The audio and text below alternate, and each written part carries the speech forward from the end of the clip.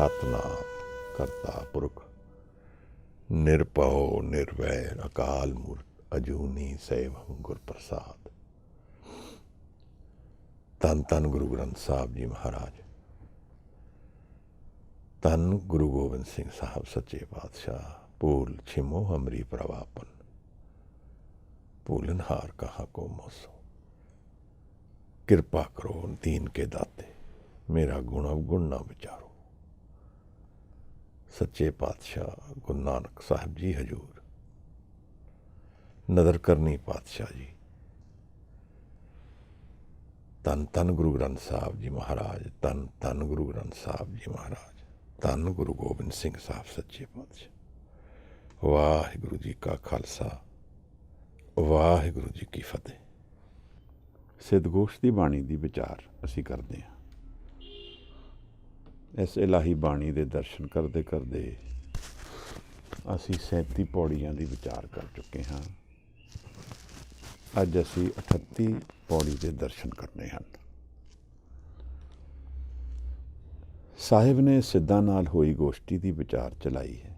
सानू जीवन के तत्त ज्ञान के काफ़ी भेद खोले हैं।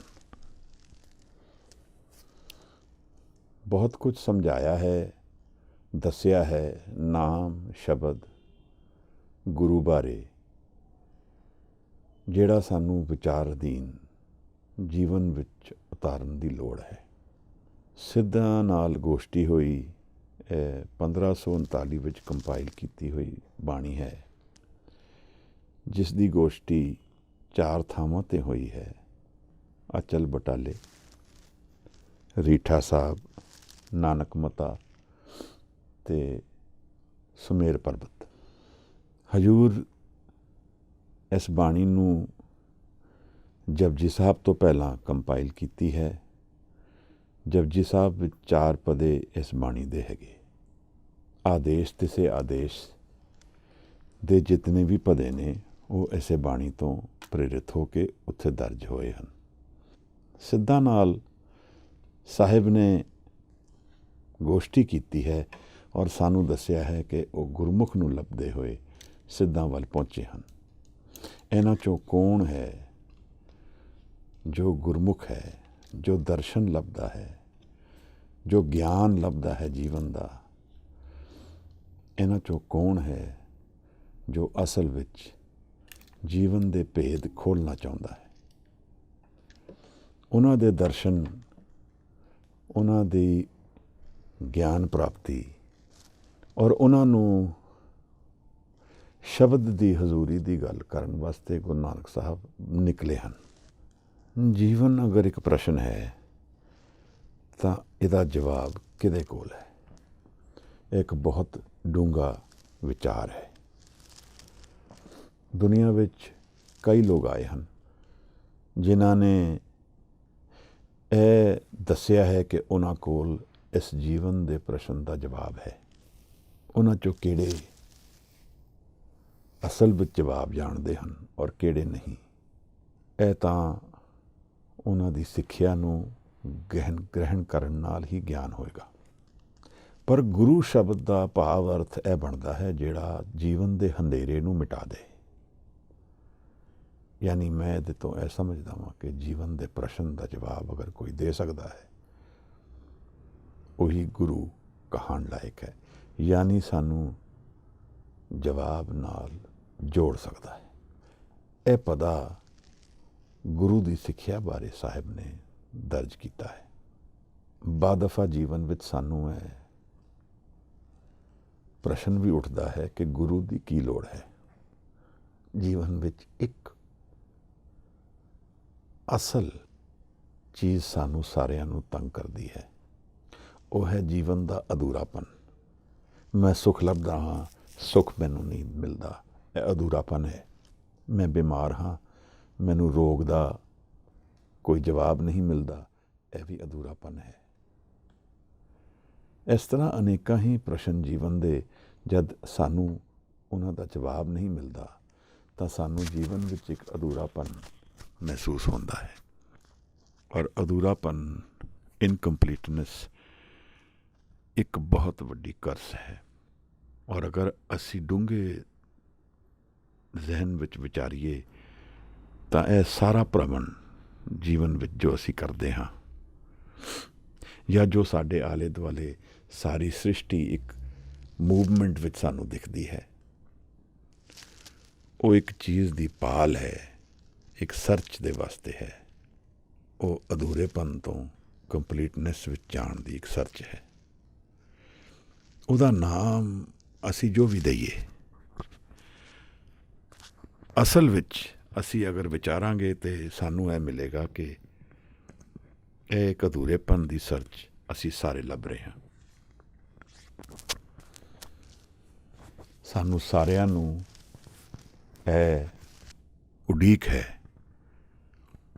ਕਿ ਸਾਨੂੰ ਕੌਣ ਪੂਰਾ ਕਰੇਗਾ। ਇਸ ਕਰਕੇ ਆਵਾਗਮਨ ਹੈ, ਇਸ ਕਰਕੇ ਸਾਰੀ ਐਫਰਟ ਹੈ, ਸਾਰੀ ਸ਼ਕਤੀ ਲਗਾਈ ਜਾ ਰਹੀ ਹੈ। ਐਸੇ ਕਰਕੇ ਅਸੀਂ ਚਿੰਤਿਤ ਹਾਂ, ਐਸੇ ਕਰਕੇ ਅਸੀਂ ਪ੍ਰੈਸ਼ਰ ਵਿੱਚ ਹਾਂ, ਐਸੇ ਕਰਕੇ ਅਸੀਂ ਸਟ੍ਰੈਸ ਔਰ ਟੈਨਸ਼ਨ ਵਿੱਚ ਹਾਂ। ਜੀਵਨ ਵਿੱਚ ਅਧੂਰੇਪਨ ਦਾ ਜਵਾਬ ਲੱਭਦੇ ਹਾਂ, ਔਰ ਇਹ ਸਾਨੂੰ ਹਰ ਰੋਜ਼ ਕਿਸੇ ਨਾ ਕਿਸੇ ਦ੍ਰਿਸ਼ਟੀ ਵਿੱਚ ਦਰਸ਼ਨ ਦਿੰਦਾ ਹੈ। ਸਾਡੇ ਕੰਮ ਕਾਰਜਾਂ ਵਿੱਚ, ਸਾਡੇ ਇਕਨੋਮਿਕ ਫਰੰਟ ਵਿੱਚ, ਸਾਡੀ ਆਜ਼ਾਦੀ ਵਿੱਚ, ਸਾਡੇ ਮਿੱਤਰਾਂ ਨਾਲ, ਸੁਸਾਇਟੀ ਦੇ ਸਟੇਟਸ ਵਿੱਚ, ਹਰ ਜਗ੍ਹਾ ਇਸ ਅਧੂਰੇਪਨ ਦੇ ਦਰਸ਼ਨ ਸਾਨੂੰ ਮਿਲਦੇ ਹਨ। ਇੱਕ ਤਰੀਕੇ ਨਾਲ ਇਹਨੂੰ ਇੰਪਰਫੈਕਸ਼ਨ ਕਿਹਾ ਜਾ ਸਕਦਾ ਹੈ। ਸਾਨੂੰ ਜੀਵਨ ਦਾ ਇੰਪਰਫੈਕਸ਼ਨ ਹਰ ਜਗ੍ਹਾ ਪਰੇਸ਼ਾਨ ਕਰਦਾ ਹੈ। ਗੁਰੂ ਨੇ ਇਹ ਪਦਾ ਦਰਸ਼ਨ ਦਿੱਤੇ ਹੋਏ ਸਾਨੂੰ ਸਮਝਾਇਆ ਹੈ ਕੁਝ। ਆਓ ਅਸੀਂ 38ਵੀਂ ਪਦੇਤੇ ਵਿੱਚ ਉਤਰਦੇ ਹੋਏ ਇਹਨਾਂ ਚੀਜ਼ਾਂ ਨੂੰ ਵਿਚਾਰੀਏ ਕਿ ਗੁਰੂ ਦੀ ਸਿੱਖਿਆ ਦਾ ਮੇਰੇ ਜੀਵਨ ਵਿੱਚ ਕੀ ਲਾਭ ਹੈ। ਗੁਰੂ ਦੀ ਸਿੱਖਿਆ ਦਾ ਮੈਨੂੰ ਕੀ ਫਰਕ ਪੈਂਦਾ ਹੈ। ਗੁਰੂ ਦੀ ਸਿੱਖਿਆ ਨਾ ਹੋਣ ਦਾ ਮੇਰੇ 'ਤੇ ਕੀ ਅਸਰ ਪੈਂਦਾ ਹੈ। ਕੋਈ ਵੀਰ ਭੈਣ ਇਹ ਪਤਾ ਪੜ੍ਹ ਦੇਣ, ਫਿਰ ਅਸੀਂ ਇਸ ਦੇ ਵਿਚਾਰ 'ਚ ਉਤਰਦੇ ਹਾਂ। ਧੰਨਵਾਦ। ਕਿਆ ਭਵੀਐ ਸੱਚ ਸੂਚਾ ਹੋਏ, ਸਾਚ ਸ਼ਬਦ ਬਿਨ ਮੁਕਤ ਨਾ ਕੋਏ। ਰਹਾਉ ਬਿਨ ਗੁਰ ਭਰਮੈ ਆਵੇ ਜਾਏ, ਬਿਨ ਗੁਰ ਕਾਲ ਨ ਪਵਈ ਥਾਏ। ਬਿਨ ਗੁਰ ਮਨੁਆ ਅਤ ਡੋਲਾਏ, ਬਿਨ ਗੁਰ ਤ੍ਰਿਪਤ ਨਹੀਂ ਭਿਖ ਖਾਏ। ਬਿਨ ਗੁਰ ਬਿਸਿਰ ਡਸੈ ਮਰਵਾਟ, ਨਾਨਕ ਗੁਰ ਬਿਨ ਘਾਟੇ ਘਾਟ। ਵਾਹਿਗੁਰੂ। ਮਹਾਰਾਜ, ਇਸ ਪਦੇ ਦੀ ਹਰ ਪੰਕਤੀ ਵਿੱਚ ਇੱਕ ਇਨਕੰਪਲੀਟਨੈਸ ਦੇ ਦਰਸ਼ਨ ਹੋ ਰਹੇ ਹਨ, ਇੱਕ ਭ੍ਰਮਣ ਦੇ ਦਰਸ਼ਨ ਹੋ ਰਹੇ ਹਨ, ਘਾਟ ਦੇ ਦਰਸ਼ਨ ਹੋ ਰਹੇ ਹਨ, ਲੌਸ ਦੇ ਦਰਸ਼ਨ ਹੋ ਰਹੇ ਹਨ। ਸਾਹਿਬ ਸਾਨੂੰ ਕੁਝ ਸਮਝਾ ਰਹੇ ਹਨ ਜੀਵਨ ਬਾਰੇ, ਜੋ ਸਾਨੂੰ ਅਗਰ ਸਮਝ ਆ ਜਾਏ ਤਾਂ ਸ਼ਾਇਦ ਜੀਵਨ ਦਾ ਇੱਕ ਬੜਾ ਵੱਡਾ ਭੇਦ ਸਾਨੂੰ ਖੁੱਲ੍ਹ ਸਕਦਾ ਹੈ। ਜੀਵਨ ਦਾ ਅਧੂਰਾਪਨ ਕਿੱਥੇ ਹੈ, ਜੀਵਨ ਦੀ ਕੰਪਲੀਟਨੈਸ ਜਾਂ ਇਸ ਅਧੂਰੇਪਨ ਦੀ ਜਿਹੜੀ ਖੋਜ ਹੈ, ਇਹਦਾ ਜਵਾਬ ਕਿੱਥੇ ਹੈ। ਅਗਰ ਮੈਨੂੰ ਆਪਣੇ ਪ੍ਰਸ਼ਨ ਦਾ ਜਵਾਬ ਪਤਾ ਲੱਗ ਜਾਏਗਾ ਕਿ ਕਿੱਥੇ ਹੈ, ਔਰ ਮੈਂ ਉਸ ਨੂੰ ਉੱਥੇ ਜਾ ਕੇ ਸਰਚ ਕਰ ਲਵਾਂਗਾ, ਤਾਂ ਮੇਰੀ ਭ੍ਰਮਣ ਮੁੱਟ ਜਾਏਗਾ, ਮੇਰੀ ਸਰਚ ਕੰਪਲੀਟ ਹੋ ਜਾਏਗੀ। 1920 ਵਿੱਚ ਰਸ਼ੀਆ ਵਿੱਚ ਇੱਕ ਸਾਈਕੋਲੋਜੀ ਦਾ ਟੈਸਟ ਕੀਤਾ ਗਿਆ। 138 ਬੱਚਿਆਂ ਨੂੰ ਉਹਨਾਂ ਨੇ ਕੁਝ ਕਾਰਜ ਕਰਾਏ। ਉਹਨਾਂ 'ਚੋਂ ਕੁਛ ਨੇ ਉਹਨਾਂ ਨੂੰ ਪੂਰੇ ਕਰ ਲਏ ਔਰ ਕੁਛ ਨੇ ਅਧੂਰੇ ਛੱਡ ਦਿੱਤੇ। ਟੈਸਟ ਦੇ ਰਿਜ਼ਲਟ ਤੋਂ ਬਾਅਦ ਉਹਨਾਂ ਨੇ ਇਹ ਦੇਖਿਆ ਕਿ ਜਿਨ੍ਹਾਂ ਨੇ ਕਾਰਜ ਪੂਰਾ ਕਰ ਲਿਆ ਉਹ ਉਸ ਨੂੰ ਹੁਣ ਉਸ ਤਰ੍ਹਾਂ ਨਹੀਂ ਯਾਦ ਕਰ ਪਾਉਂਦੇ ਜਿਸ ਤਰ੍ਹਾਂ ਜੋ ਉਹਨੂੰ ਪੂਰਾ ਨਹੀਂ ਕਰ ਪਾਏ। ਯਾਨੀ ਕਿ ਜਿਨ੍ਹਾਂ ਨੇ ਕਾਰਜ ਨਹੀਂ ਪੂਰਾ ਕੀਤਾ ਉਹਨਾਂ ਦੇ ਨਾਲ ਕਾਰਜ ਹੁਣ ਵੀ ਚੱਲਦਾ ਹੈ, ਉਹਨਾਂ ਦੇ ਧਿਆਨ ਵਿੱਚ ਕਾਰਜ ਅੱਜ ਵੀ ਪਾਰ ਪਾਉਂਦਾ ਹੈ। ਇਹ ਬੜਾ ਵੱਡਾ ਭੇਦ ਹੈ ਜੀਵਨ ਦਾ। ਸਾਡੇ ਜਨਮਾਂ ਦੇ ਵਿੱਚ ਅਸੀਂ ਜੋ ਕੁਝ ਅਧੂਰਾ ਛੱਡਿਆ ਹੈ ਇੱਕ ਬੋਝ ਦੇ ਰੂਪ ਵਿੱਚ ਸਾਡੇ ਮਨ ਵਿੱਚ ਹਾਜ਼ਰ ਹੈ। ਬਦ ਦਫਾ ਲੋਕ ਪੁੱਛਦੇ ਹਨ ਧਿਆਨ ਨਹੀਂ ਲੱਗਦਾ, ਮਨ ਬੜਾ ਵੇਵਰ ਕਰਦਾ ਹੈ। ਮੈਂ ਵੀ ਇਹ ਪ੍ਰਸ਼ਨ ਪੁੱਛਦਾ ਹਾਂ ਕਿ ਮਨ ਤਾਂ ਡੋਲਦਾ ਹੀ ਰਹਿੰਦਾ ਹੈ ਮਹਾਰਾਜ, ਉਸ ਡੋਲਣ ਦਾ ਕਾਰਨ ਕੀ ਹੈ? ਮੈਨੂੰ ਲੱਗਦਾ ਹੈ ਉਹਦਾ ਜਵਾਬ ਇਸ ਮਨ ਦੀ ਸਥਿਤੀ ਵਿੱਚ ਹੈ। ਜਿਵੇਂ ਕਿ ਕੋਈ ਔਰਤ ਆਪਣੇ ਸਿਰ ਦੇ ਉੱਤੇ ਬਹੁਤ ਭਾਰੀ ਗਾਗਰ ਲੈ ਲੇ ਜਿਹੜੀ ਉਸ ਤੇ ਸ਼ਮਤਾ ਤੋਂ ਬਾਹਰ ਹੋਏ ਔਰ ਫਿਰ ਟੁਰਨ ਦੀ ਕੋਸ਼ਿਸ਼ ਕਰੇ ਤਾਂ ਉਹ ਅਨਸਟੇਬਲ ਹੀ ਰਹੇਗੀ, ਚਿੰਤਿਤ ਹੀ ਰਹੇਗੀ, ਪਰੇਸ਼ਾਨ ਹੀ ਰਹੇਗੀ। ਮੈਨੂੰ ਲੱਗਦਾ ਹੈ ਕਿ ਇਹੀ ਮੇਰੀ ਮਨ ਦੀ ਅਵਸਥਾ ਹੈ। ਮੈਂ ਆਪਣੇ ਮਨ ਵਿੱਚ ਅਨੇਕ ਹੀ ਅਧੂਰੇ ਸੰਕਲਪ ਛੱਡ ਦਿੱਤੇ ਹਨ ਜਿਹੜੇ ਪੂਰੇ ਨਹੀਂ ਹੋ ਪਾ ਰਹੇ ਜਾਂ ਪੂਰੇ ਨਹੀਂ ਹੋਏ। ਉਹ ਮੈਨੂੰ ਦਰਸ਼ਨ ਦਿੰਦੇ ਰਹਿੰਦੇ ਹਨ, ਉਹਨਾਂ ਦੇ ਕਰਕੇ ਮੈਂ ਪਰੇਸ਼ਾਨ ਵੀ ਰਹਿੰਦਾ ਹਾਂ। ਇਸ ਕਰਕੇ ਮਾਡਰਨ ਸਾਈਕੋਲੋਜੀ ਨੇ ਹੁਣ ਇਹ ਵੀ ਜਾਣਿਆ ਹੈ ਕਿ ਨੀਂਦਰ ਇੱਕ ਬੜੀ ਜ਼ਰੂਰੀ ਅਵਸਥਾ ਹੈ। ਉਹਦਾ ਕਾਰਨ ਇਸੇ ਤੇ ਵਿੱਚ ਲੱਗਿਆ ਮੈਨੂੰ। ਸਲੀਪ ਔਰ ਡਰੀਮ ਇੱਕ ਕੰਪਲੀਟਨੈਸ ਦੀ ਵਿਧੀ ਹੈ। ਮਨ ਵਿੱਚ ਜਿਹੜੇ ਇਨਕੰਪਲੀਟ ਥਾਟਸ ਨੇ ਉਹ ਡਰੀਮ ਵਿੱਚ ਪੂਰੇ ਹੁੰਦੇ ਹਨ। ਉਹਦੇ ਵਿੱਚ ਵੀ ਮਨ ਚੱਲ ਰਿਹਾ ਹੈ। ਇਹ ਮਨ ਚਲਤੇ ਹੋ। ਰੈਂਡਮ ਆਈ ਮੂਵਮੈਂਟ ਇੱਕ ਡਰੀਮ ਦਾ ਪੈਟਰਨ ਹੈ ਜਿਹਦੇ ਵਿੱਚ ਮਨ ਚੱਲਦਾ ਜਾ ਰਿਹਾ ਹੈ, ਕੁਝ ਕਰਦਾ ਜਾ ਰਿਹਾ ਹੈ, ਇੱਕ ਅਲੱਗ ਡਾਇਮੈਂਸ਼ਨ ਵਿੱਚ ਆਪਣੇ ਅਧੂਰੇਪਨ ਨੂੰ ਪੂਰਾ ਕਰਦਾ ਜਾ ਰਿਹਾ ਹੈ। ਇਸ ਕਰਕੇ ਜਿਸ ਨੇ ਮਨ ਨੂੰ ਸਾਧ ਲਿਆ ਉਸ ਨੂੰ ਨੀਂਦਰ ਦੀ ਇਤਨੀ ਲੋੜ ਨਹੀਂ ਪੈਂਦੀ। ਪਰ ਜਿਤਨਾ ਮਨ ਸਾਡਾ ਅਧੂਰਾ ਹੈ ਉਤਨੀ ਜ਼ਿਆਦਾ ਸਾਨੂੰ ਨੀਂਦ ਦੀ ਲੋੜ ਪੈਂਦੀ ਹੈ। ਔਰ ਇਹ ਹੁਣ ਮੂਰਛਾ, ਇਹ ਜਿਹੜੀ ਇੱਕ ਤਰ੍ਹਾਂ ਦੀ ਡੈਡ ਐਨਰਜੀ ਹੈ, ਇਹ ਸਾਡੇ ਨਾਲ ਕਈ ਜਨਮਾਂ ਤੋਂ ਚੱਲਦੀ ਹੈ ਔਰ ਇਹ ਸਾਨੂੰ ਟੈਕਸ ਕਰਦੀ ਹੈ। ਇਸ ਦਾ ਵਜਨ, ਇਸ ਦਾ ਭਾਰ ਸਾਡੇ ਜੀਵਨ ਦੇ ਉੱਪਰ ਹੈ। ਇਹ ਦੱਸਦਾ ਹੈ ਕਿ ਮੈਂ ਜੀਵਨ ਦੇ ਜੋ ਪ੍ਰਸ਼ਨ ਹਨ ਉਹਨਾਂ ਦੇ ਜਵਾਬ ਨਹੀਂ ਢੂੰਡ ਪਾ ਰਿਹਾ। ਮੈਂ ਜੀਵਨ ਵਿੱਚ ਜੋ ਲੱਭਣਾ ਚਾਹੁੰਦਾ ਹਾਂ ਮੈਨੂੰ ਨਹੀਂ ਲੱਭ ਰਿਹਾ, ਜਾਂ ਜੋ ਕੁਝ ਮੈਂ ਲੱਭਿਆ ਹੈ ਉਹ ਮੇਰੇ ਪ੍ਰਸ਼ਨਾਂ ਦਾ ਜਵਾਬ ਨਹੀਂ ਹੈ। ਤਾਂ ਫਿਰ ਕੀ ਹੈ ਜੋ ਮੈਂ ਲੱਭਦਾ ਹਾਂ ਜਿਹੜਾ ਮੈਨੂੰ ਜੀਵਨ ਵਿੱਚ ਨਹੀਂ ਲੱਭ ਪਾ ਰਿਹਾ? ਇਹਦੇ ਦੋ ਜਵਾਬ ਸਾਹਮਣੇ ਆਉਂਦੇ ਹਨ। ਇੱਕ ਤਾਂ ਅਸੀਂ ਸਾਰੇ ਕੰਪਲੀਟਨੈਸ ਲੱਭਦੇ ਹਾਂ ਔਰ ਉਸ ਦਾ ਫਾਰਮ ਸਾਨੂੰ ਸੁੱਖ ਦੇ ਰੂਪ ਵਿੱਚ ਦਿਖਦਾ ਹੈ ਕਿ ਜਦੋਂ ਮੈਂ ਸੁਖੀ ਹੋਵਾਂਗਾ ਤਾਂ ਮੈਂ ਪੂਰਾ ਹੋ ਜਾਂਦਾ ਹਾਂ, ਤਾਂ ਮੈਂ ਤ੍ਰਿਪਤ ਹੋ ਜਾਂਦਾ ਹਾਂ।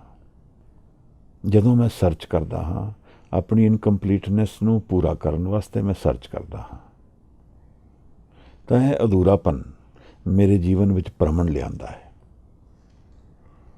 ਔਰ ਇਹੀ ਜੀਵਨ ਦਾ ਭ੍ਰਮ ਹੈ, ਜੀਵਨ ਦਾ ਭੁਲੇਖਾ ਹੈ, ਜੀਵਨ ਦਾ ਇਲੂਜ਼ਨ ਹੈ ਕਿ ਜਿੱਥੇ ਮੈਂ ਜੀਵਨ ਦੇ ਜਵਾਬ ਲੱਭਦਾ ਹਾਂ ਉੱਥੇ ਉਹਦੇ ਜਵਾਬ ਨਹੀਂ ਹਨ। ਅਸੀਂ ਰਾਬੀਆ ਅਲ-ਬਸਰਾ ਦੀ ਬੜੀ ਪਿਆਰੀ ਕਥਾ ਸਿੱਧਗੋਸ਼ ਦੇ ਵਿੱਚ ਹੀ ਵਿਚਾਰ ਚੁੱਕੇ ਹਾਂ। ਕਿੱਥੇ ਹਨ ਜੀਵਨ ਦੇ ਜਵਾਬ ਔਰ ਕਿੱਥੇ ਅਸੀਂ ਲੱਭ ਰਹੇ ਹਾਂ? ਗੁਰਬਾਣੀ ਸਾਨੂੰ ਕੀ ਕਹਿੰਦੀ ਹੈ? ਇਹ ਗੁਰੂ ਦੀ ਹੁਣ ਗੱਲ ਚੱਲ ਪਈ। ਮੇਰੇ ਮਨ ਦੇ ਹਨੇਰੇ ਨੂੰ ਦੋ ਪੱਖ ਤੋਂ ਹਟਾਇਆ ਜਾ ਸਕਦਾ ਹੈ। ਇੱਕ ਤਾਂ ਮਨ ਦੇ ਗਲਤ ਵਿਚਾਰ ਔਰ ਦੂਸਰਾ ਮਨ ਦਾ ਗਲਤ ਆਧਾਰ, ਫਾਊਂਡੇਸ਼ਨ। ਅਗਰ ਮੇਰਾ ਮਨ ਗਲਤ ਫਾਊਂਡੇਸ਼ਨ ਤੇ ਸਟੈਬਲਿਸ਼ਡ ਹੈ ਤਾਂ ਮੈਨੂੰ ਦੁੱਖ ਹੀ ਮਿਲੇਗਾ। ਸਾਹਿਬ ਨੇ ਉਸ ਨੂੰ ਹਉਮੈ ਕਿਹਾ ਹੈ।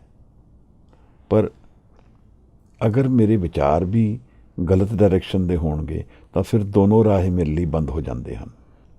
ਮੈਨੂੰ ਇਹਦੇ ਦੋ ਜਵਾਬ ਦਿਖਦੇ ਹਨ। ਗੁਰੂ ਦੇ ਵਿਚਾਰ ਸ਼ਬਦ ਵਿਚਾਰ ਕੇ ਆਪਣੇ ਵਿਚਾਰਾਂ ਨੂੰ ਸੁਧਾਰਨਾ। ਗੁਰੂ ਗ੍ਰੰਥ ਸਾਹਿਬ ਸਾਨੂੰ ਕੁਝ ਦੱਸਦੇ ਹਨ ਜੀਵਨ ਬਾਰੇ, ਉਸ ਤੋਂ ਮੈਂ ਆਪਣੇ ਗਲਤ ਵਿਚਾਰਾਂ ਨੂੰ ਠੀਕ ਕਰ ਸਕਦਾ ਹਾਂ।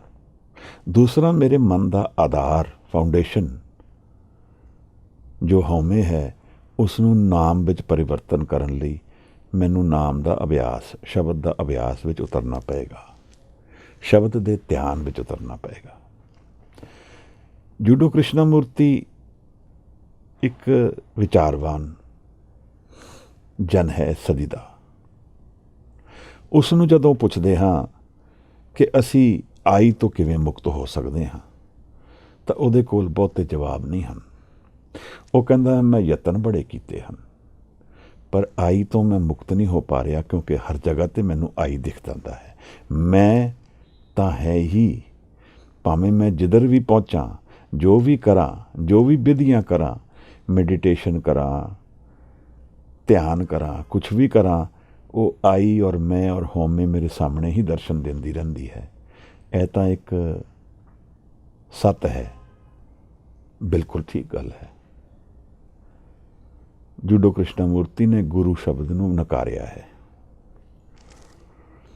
ਕ੍ਰਿਸ਼ਨਾ ਮੂਰਤੀ ਨੇ ਕਿਹਾ ਹੈ ਕਿ ਗੁਰੂ ਜਿਹਾ ਕੋਈ ਜਨ ਦੀ ਲੋੜ ਨਹੀਂ ਹੈ, ਪਰ ਗੁਰੂ ਕੇਵਲ ਜਨ ਨਹੀਂ ਹੈ। ਗੁਰੂ ਜਨ ਦੇ ਰੂਪ ਵਿੱਚ ਪ੍ਰਗਟ ਹੋ ਸਕਦਾ ਹੈ, ਪਰ ਕੇਵਲ ਜਨ ਗੁਰੂ ਨਹੀਂ ਹੈ। ਸਰੀਰ ਦੇ ਰੂਪ ਵਿੱਚ ਸਾਨੂੰ ਗੁਰੂ ਮਿਲ ਸਕਦਾ ਹੈ, ਪਰ ਗੁਰੂ ਸਰੀਰ ਤੋਂ ਪਰੇ ਹੈ। ਜਿਵੇਂ ਗੁਰੂ ਨਾਨਕ ਸਾਹਿਬ ਸਰੀਰ ਰੂਪ ਵਿੱਚ ਸਾਡੇ ਦਰਸ਼ਨ ਦਿੱਤੇ ਹਨ ਦੁਨੀਆ 'ਤੇ, ਪਰ ਅੱਜ ਉਹਨਾਂ ਦੇ ਦਰਸ਼ਨ ਇਸ ਬਾਣੀ ਵਿੱਚ ਸਾਨੂੰ ਸਪਿਰਿਟ ਰੂਪ ਵਿੱਚ ਮਿਲਦੇ ਹਨ, ਵਿਚਾਰ ਰੂਪ ਵਿੱਚ ਮਿਲਦੇ ਹਨ। ਸਰੀਰ ਨਹੀਂ ਹੈ, ਗੁਰੂ ਹੈ। ਤਾਂ ਗੁਰੂ ਇੱਕ ਵਿਚਾਰ ਵੀ ਬਣ ਸਕਦੀ ਹੈ, ਪਰ ਗੁਰੂ ਕੁਝ ਵਿਚਾਰ ਤੋਂ ਪਰੇ ਹੋਏਗਾ ਤਾਂ ਸਦਾ ਲਈ ਹੋਏਗਾ, ਵਿਚਾਰ ਸਦਾ ਲਈ ਨਹੀਂ ਹਨ। ਗੁਰੂ ਦੀਆਂ 3 ਡਾਇਮੈਂਸ਼ਨਸ ਹਨ, ਅਸੀਂ ਇਹ ਚੀਜ਼ ਵਿਚਾਰ ਚੁੱਕੇ ਹਾਂ। ਨਿਰੰਕਾਰ, ਗੋਡ, ਸੋਲ, ਇਹ ਗੁਰੂ ਹੈ। ਇੱਕ ਪੱਖ ਵਿੱਚ ਗੁਰੂ ਹੈ। ਗੁਰੂ ਸ਼ਬਦ ਗੁਰੂ ਗ੍ਰੰਥ ਸਾਹਿਬ ਵਿੱਚ ਜਦੋਂ ਅਸੀਂ ਦਰਸ਼ਨ ਕਰਦੇ ਹਾਂ, ਤਾਂ ਉਹਦਾ ਆਧਾਰ ਇਸ ਗੁਰੂ 'ਤੇ ਹੀ ਹੈ ਕਿ ਸ਼ਬਦ ਗੁਰੂ ਤੋਂ ਪ੍ਰਗਟ ਹੋ ਰਿਹਾ ਹੈ। ਔਰ ਗੁਰੂ ਨਾਨਕ ਸਾਹਿਬ ਔਰ ਗੁਰੂ ਅਰਜਨ ਸਾਹਿਬ ਔਰ ਸਾਰੇ ਗੁਰਸਿੱਖ ਗੁਰੂ, ਇਹਨਾਂ ਨੇ ਦਰਜ ਕੀਤੀ ਹੈ ਬਾਣੀ ਗੁਰੂ ਗ੍ਰੰਥ ਸਾਹਿਬ ਵਿੱਚ। ਇਹ ਪ੍ਰਮਾਣਿਤ ਬਾਣੀ ਹੈ, ਜਿਹੜੀ ਤੁਰਕੀ ਬਾਣੀ ਆਈ।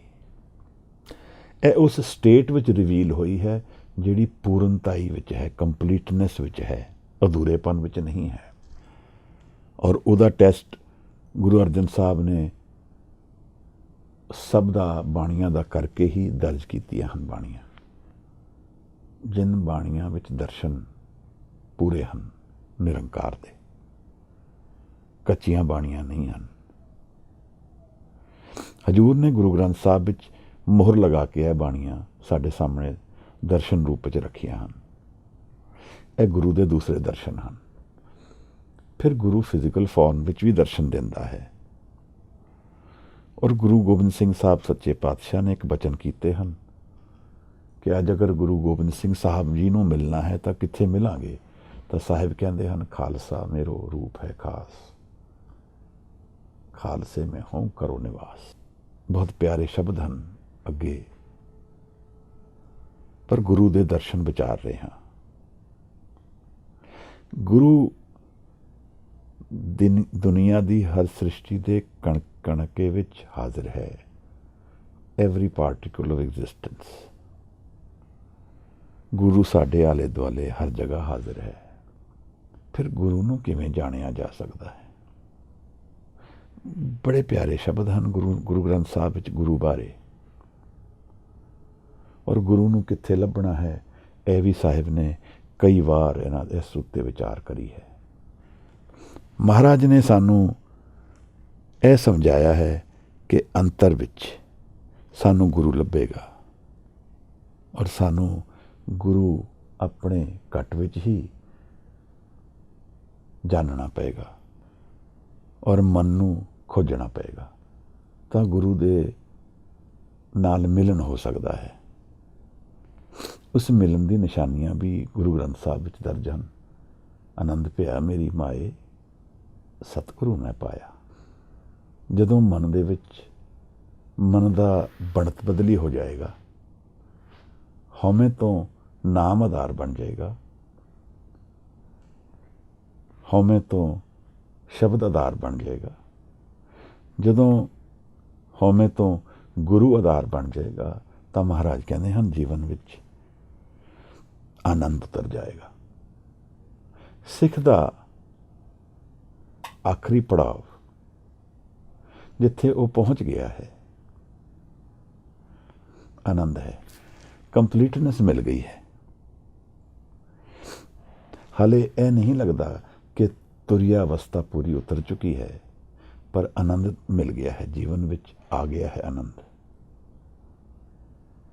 ਇਸ ਕਰਕੇ ਅਸੀਂ ਆਨੰਦ ਦੀ ਬਾਣੀ ਦੇ ਦਰਸ਼ਨ ਹਰ ਸਭਾ ਵਿੱਚ ਕਰਦੇ ਹਾਂ। ਅਖੀਰ ਵਿੱਚ ਅਗਰ ਜੀਵਨ ਸਿੱਖ ਨੇ ਸਹੀ ਜੀਵਨ ਸਹੀ ਰੂਪ ਨਾਲ ਜੀਆ ਹੈ, ਸ਼ਬਦ ਦੀ ਹਜ਼ੂਰੀ ਵਿੱਚ ਜੀਆ ਹੈ, ਤਾਂ ਉਹਦੀ ਹਾਜ਼ਰੀ ਆਨੰਦ ਵਿੱਚ ਹੈ, ਉਹਦਾ ਅੰਤ ਆਨੰਦ ਵਿੱਚ ਹੈ।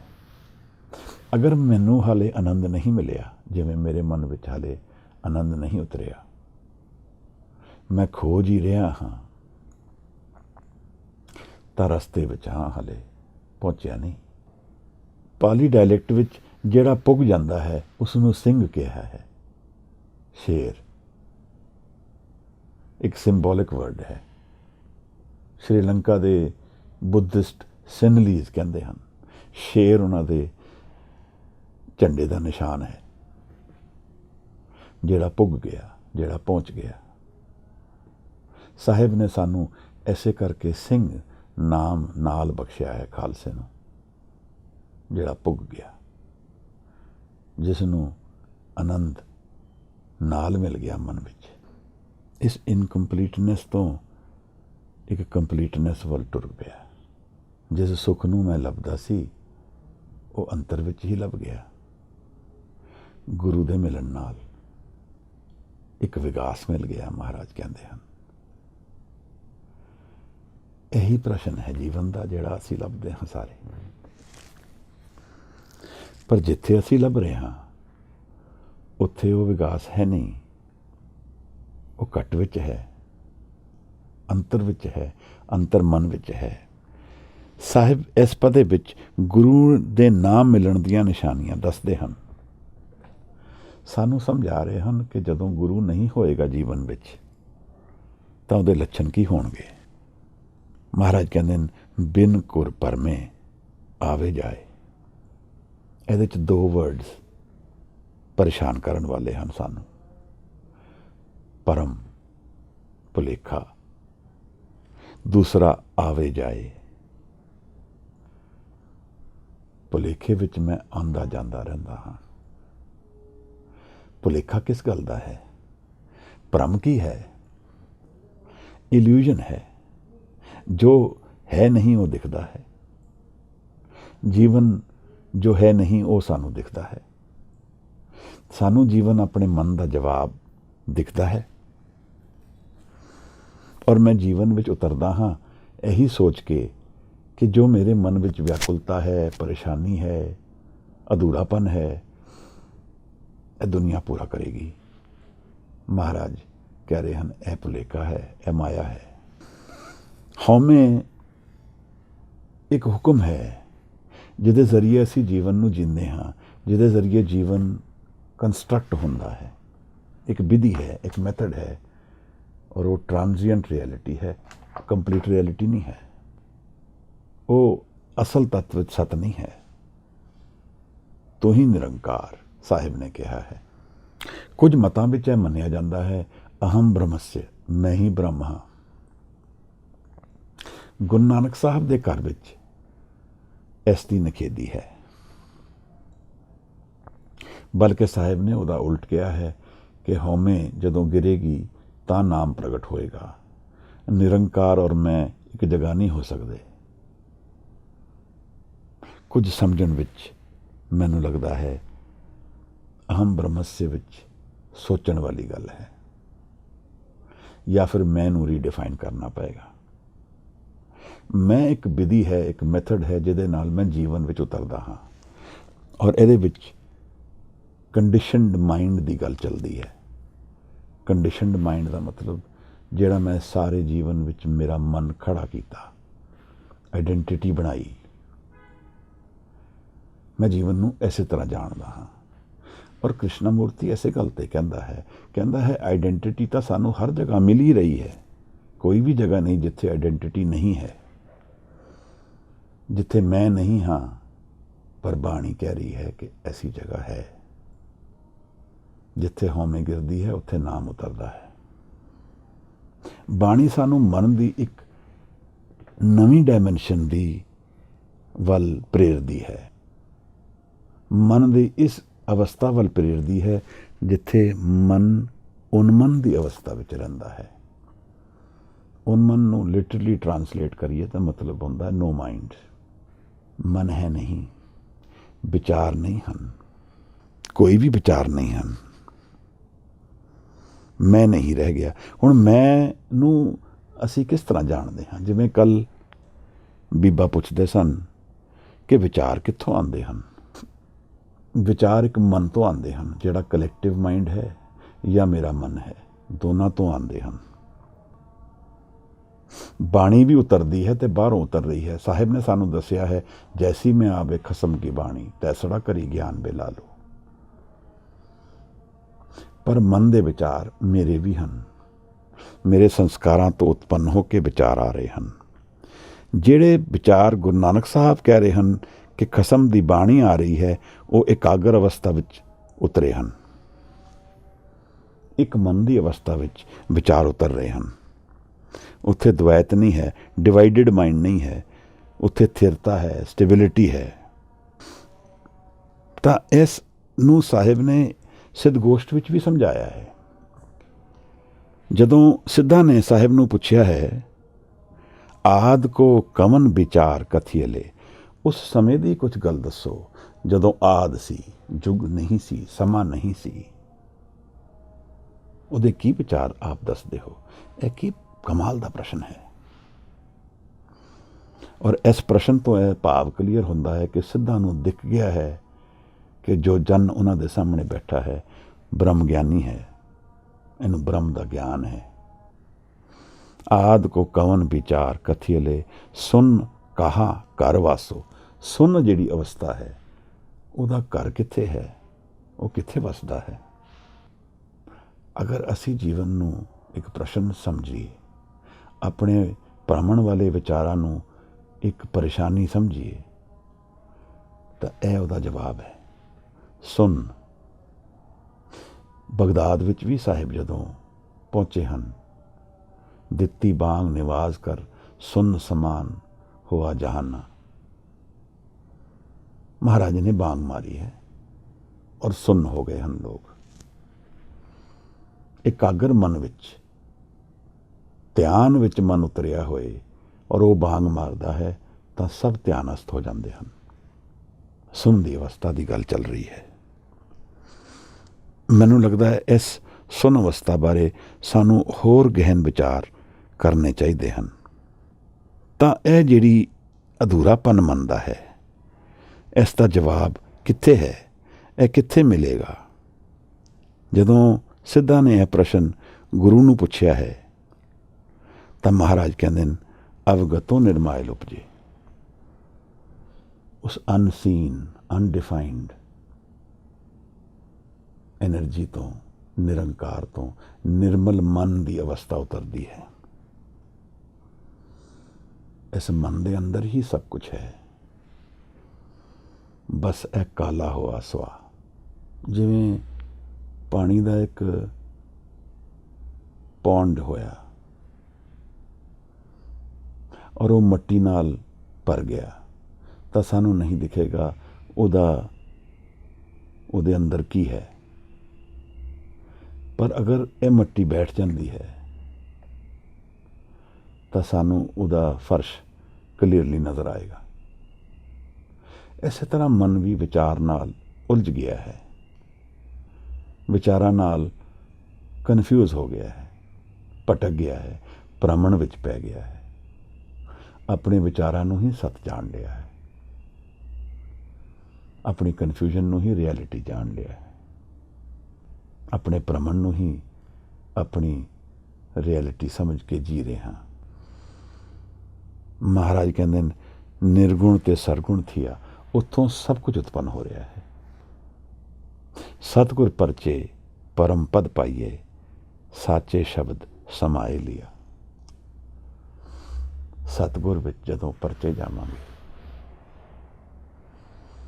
ਤਾਂ ਪਰਮ ਦਾ ਪਦ ਮਿਲ ਜਾਏਗਾ। ਇੱਕ ਪਦਾ ਹੈ ਜੀਵਨ ਵਿੱਚ ਜਿਹੜਾ ਪਰਮ ਪਦ ਹੈ, ਇਹ ਤੇ ਪੱਕਾ ਹੋ ਗਿਆ।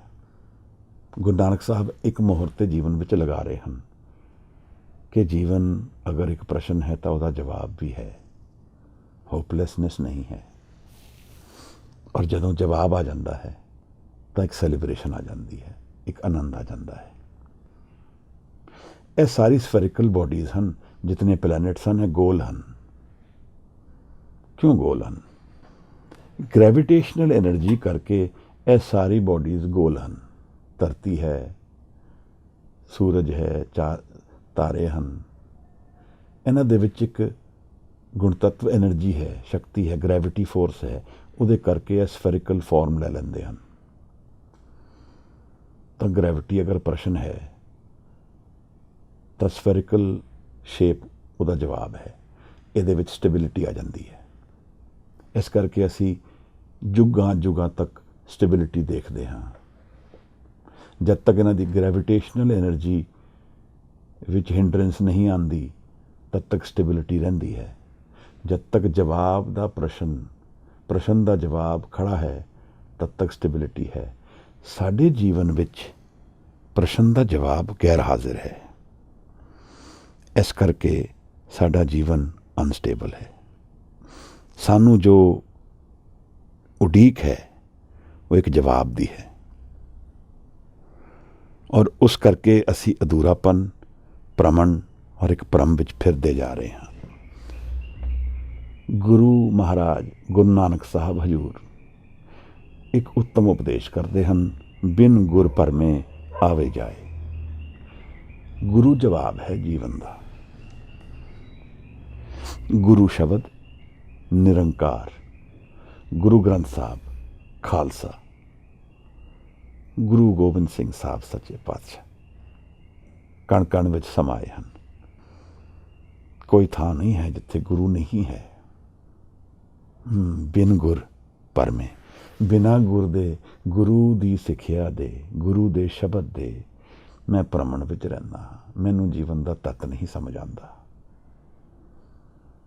ਮੈਂ ਜੀਵਨ ਵਿੱਚ ਜੋ ਦੇਖਦਾ ਹਾਂ, ਜੋ ਸੁਣਦਾ ਹਾਂ, ਉਸੇ ਤੋਂ ਡੋਮੀਨੇਟ ਹੋ ਜਾਂਦਾ ਹਾਂ, ਔਰ ਉਸ ਤੋਂ ਮੈਂ ਇਹ ਭਾਵ ਅਰਥ ਲੈਂਦਾ ਹਾਂ ਕਿ ਇਹ ਜੋ ਮੈਂ ਦੇਖ ਰਿਹਾ ਹਾਂ, ਫੀਲ ਕਰ ਰਿਹਾ ਹਾਂ, ਮਹਿਸੂਸ ਕਰ ਰਿਹਾ ਹਾਂ, ਇਹ ਮੇਰੇ ਅਧੂਰੇਪਨ ਦਾ ਜਵਾਬ ਹੈ। ਔਰ ਮੈਂ ਇਸ ਜਵਾਬ ਨੂੰ ਲੱਭਣ ਨਿਕਲ ਪੈਂਦਾ ਹਾਂ। ਔਰ ਇੱਥੇ ਹੀ ਧੋਖਾ ਹੈ। ਅਸੀਂ ਕਿਤਨੇ ਕੇਸਿਸ ਦੇਖੇ ਹਨ ਹੁਣ, ਜਿੱਥੇ ਧੋਖੇ ਖਾ ਕੇ ਅਸੀਂ ਨਿਰਾਸ਼ ਹੋ ਕੇ ਵਾਪਸ ਆਉਂਦੇ ਹਾਂ। ਔਰ ਕਈ ਵਾਰ ਇਹ ਸਾਰੇ ਜੀਵਨ ਦੀ ਹੀ ਖੇਡ ਚੱਲਦੀ ਹੈ।